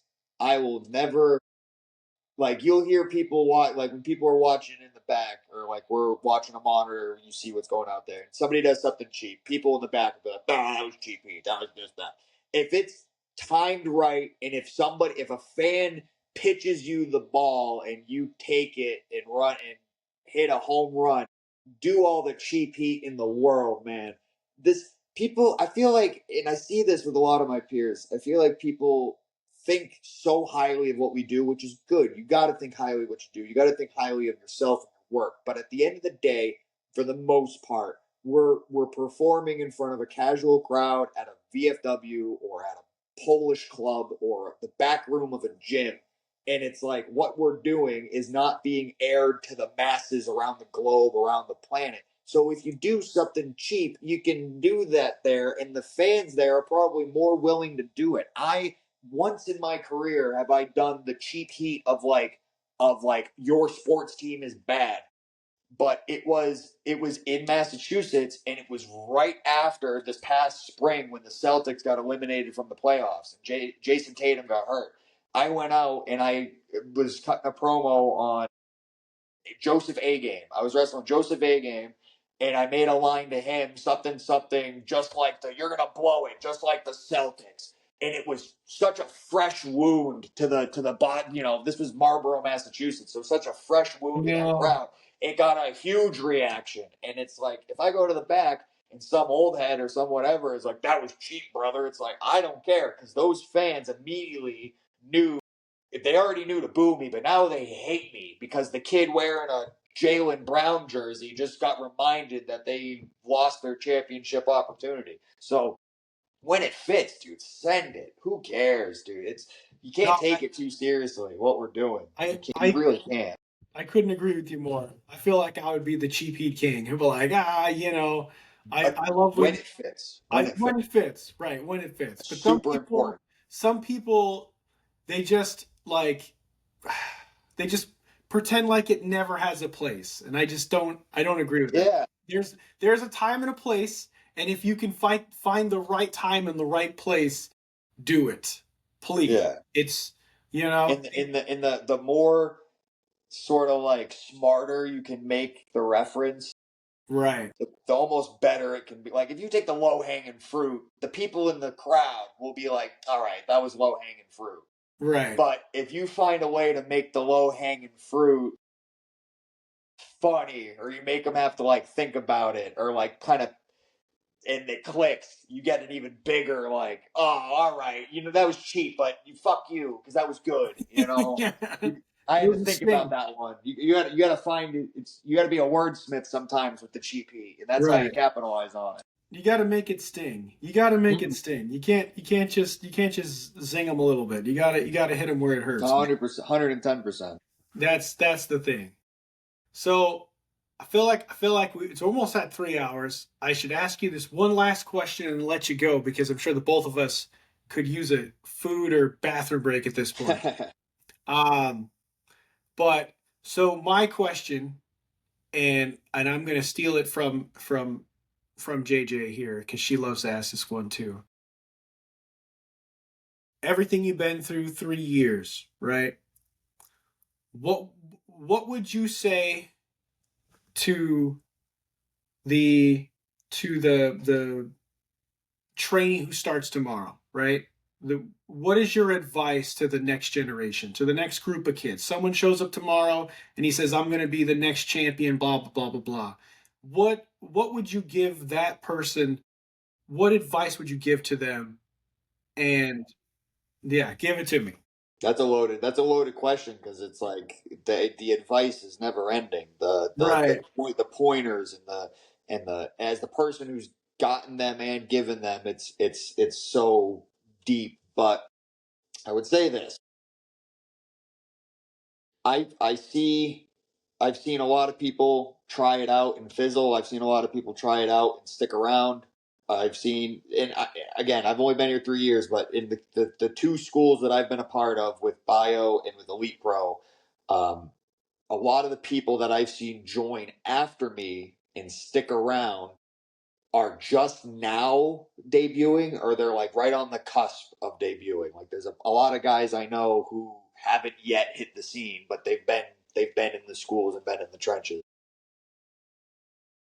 I've seen a lot of people come in that had huge heads. Like I remember one guy came in and he did a hip toss and he's like, "All right, I got that down. Now what's the next thing?" It's like you don't have that down. You will never have like there's never a single thing you have down. So anyway, I guess the first thing that came to my mind is, and this is a tough thing to say because there's some nuance to it, but in some weird way, curb your expectations. And I mean that because I feel like there's been plenty of people who have come in and they think that like they're just gonna train and then they're gonna be on the show and then they're gonna be in TNA and then they're gonna be in NXT and then they're just gonna work their way up. And it's like you gotta be realistic with yourself. I guess that's the bigger point. Number one, if you want to be a wrestler, you have to be honest with yourself. You have to be realistic with yourself. You have to be honest with yourself because of there's so much that goes into what we do. You need to be honest with where you're at physically. Can you handle the beating?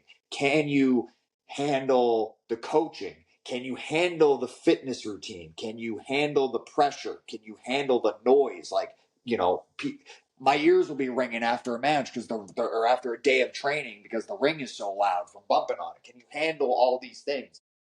Then not only do you need to ask yourself if you can handle the physical toll, the mental toll. Now you got to think to yourself like you got to worry about your looks. Like if you're already somebody who struggles with confidence, wrestling can help you become a more confident person. But what we do is based on vanity. So you have to I mentioned way earlier about my looks and what I watched for, I watched Daniel Day-Lewis. I watched Walter White. I watched these people to help uh, craft myself and craft my own character and my momentum because I saw myself in those people. You'll have somebody come in who is 5'3" and 135 pounds and they want to be Randy Orton. And it's like, Randy Orton's 6'4", 290. Like you gotta be realistic with and it's not to bully people, it's not to be rude, it's not because people can be bullies about that stuff. And that's not how you gotta be, but you have to be able to handle criticism and self-criticize, number one, to do what we do. it almost seems like with the people that join, one of those things is what deter, like the people that show up, they dip their toe in it and they take off. It's because of one of the, they either, it was more physically demanding than they expected, or they didn't think they had the they didn't, and who am I to say how somebody feels about themselves, but it's always sort of one of those sort of items that makes or breaks somebody when they first try to do this. I was 200 and just shy of 250 pounds when I started. I wasn't confident. I have a video on my phone. Someday I'll show it, of my second bio class ever, where I was there before everyone else. I hit the ring and I ran the ropes, and I was big. I was out of shape, and I looked like Bambi, and it was terrible. And at that time, I joined not thinking to myself, like, yeah, I'm going to be on open. I'm going to do this. I joined just thinking, like, I need something to help me get in shape. I want a community. I want friends. I want a group and a reason to strive to go to the gym. It was tough going to the gym without a motive. So I needed a motive. Some people like myself, they come in with a motive. Others come in thinking they're going to be the next Cody Rhodes. Others come in as super fans and they want to get behind the curtain, and then they get behind the curtain. They're like, I don't want to be behind the curtain. So they go back to being behind the guardrail. So that's number one, is you got to take a good hard look in the mirror and know your strengths, know your weaknesses, play to your strengths, play to your weaknesses, or avoid your weak. Like, there's things that I'm not good at, so I don't do them. I mentioned earlier, I can't do what Bobby Orlando does. So I'm not the big smiley happy baby face, because that's not one of my strengths. I can be a bad guy. I can do the mean face. I can do the growl and the dad voice. I edge grit, as I call it. Whenever Edge would cut his promos, it's like, I have that, so I can do that. Don't try to be what you're not, and like be self-aware. Be self-aware. That was a long way to say that, but being self-aware to me is number one, because I think self-awareness in some extent is how I've gotten to where I'm at. If I wasn't self-aware, I wouldn't have gotten the opportunities I had. I wouldn't have made it through the training I did. I wouldn't have developed the character I have. Not that the character I have is the one I'll have forever, but it's worked so far. I haven't had to change. I know a few that have. That's another, I guess, point two. Point two would be, don't be afraid to try stuff out. You got to try stuff. You're going to be uncomfortable all the time.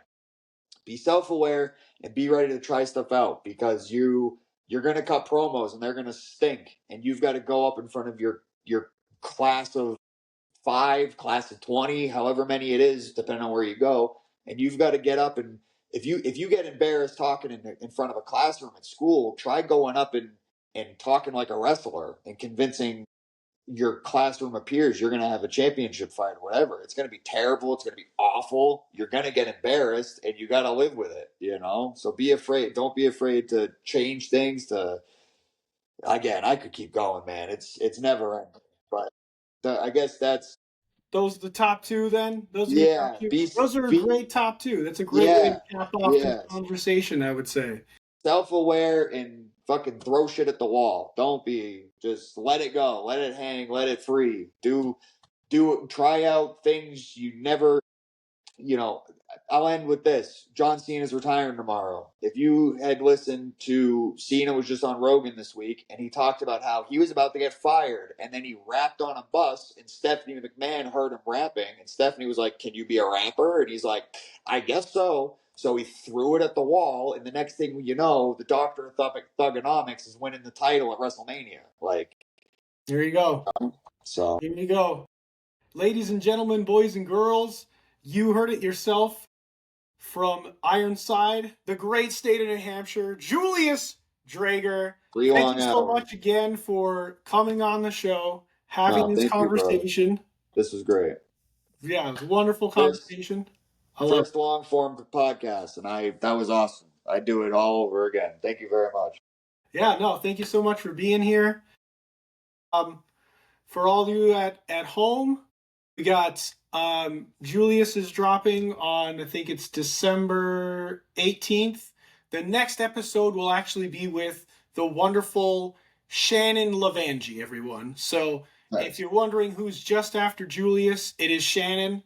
And very excited for that one as well, because she seems to be like a super nice person. I'm just going to be honest with you. So Absolutely. So that is the person following you. It's gonna be a rough one to follow, because Jesus Christ. That was a great one, my friend. Thank you so much for your time. Appreciate you. Thank you. Yeah. And peace, everyone.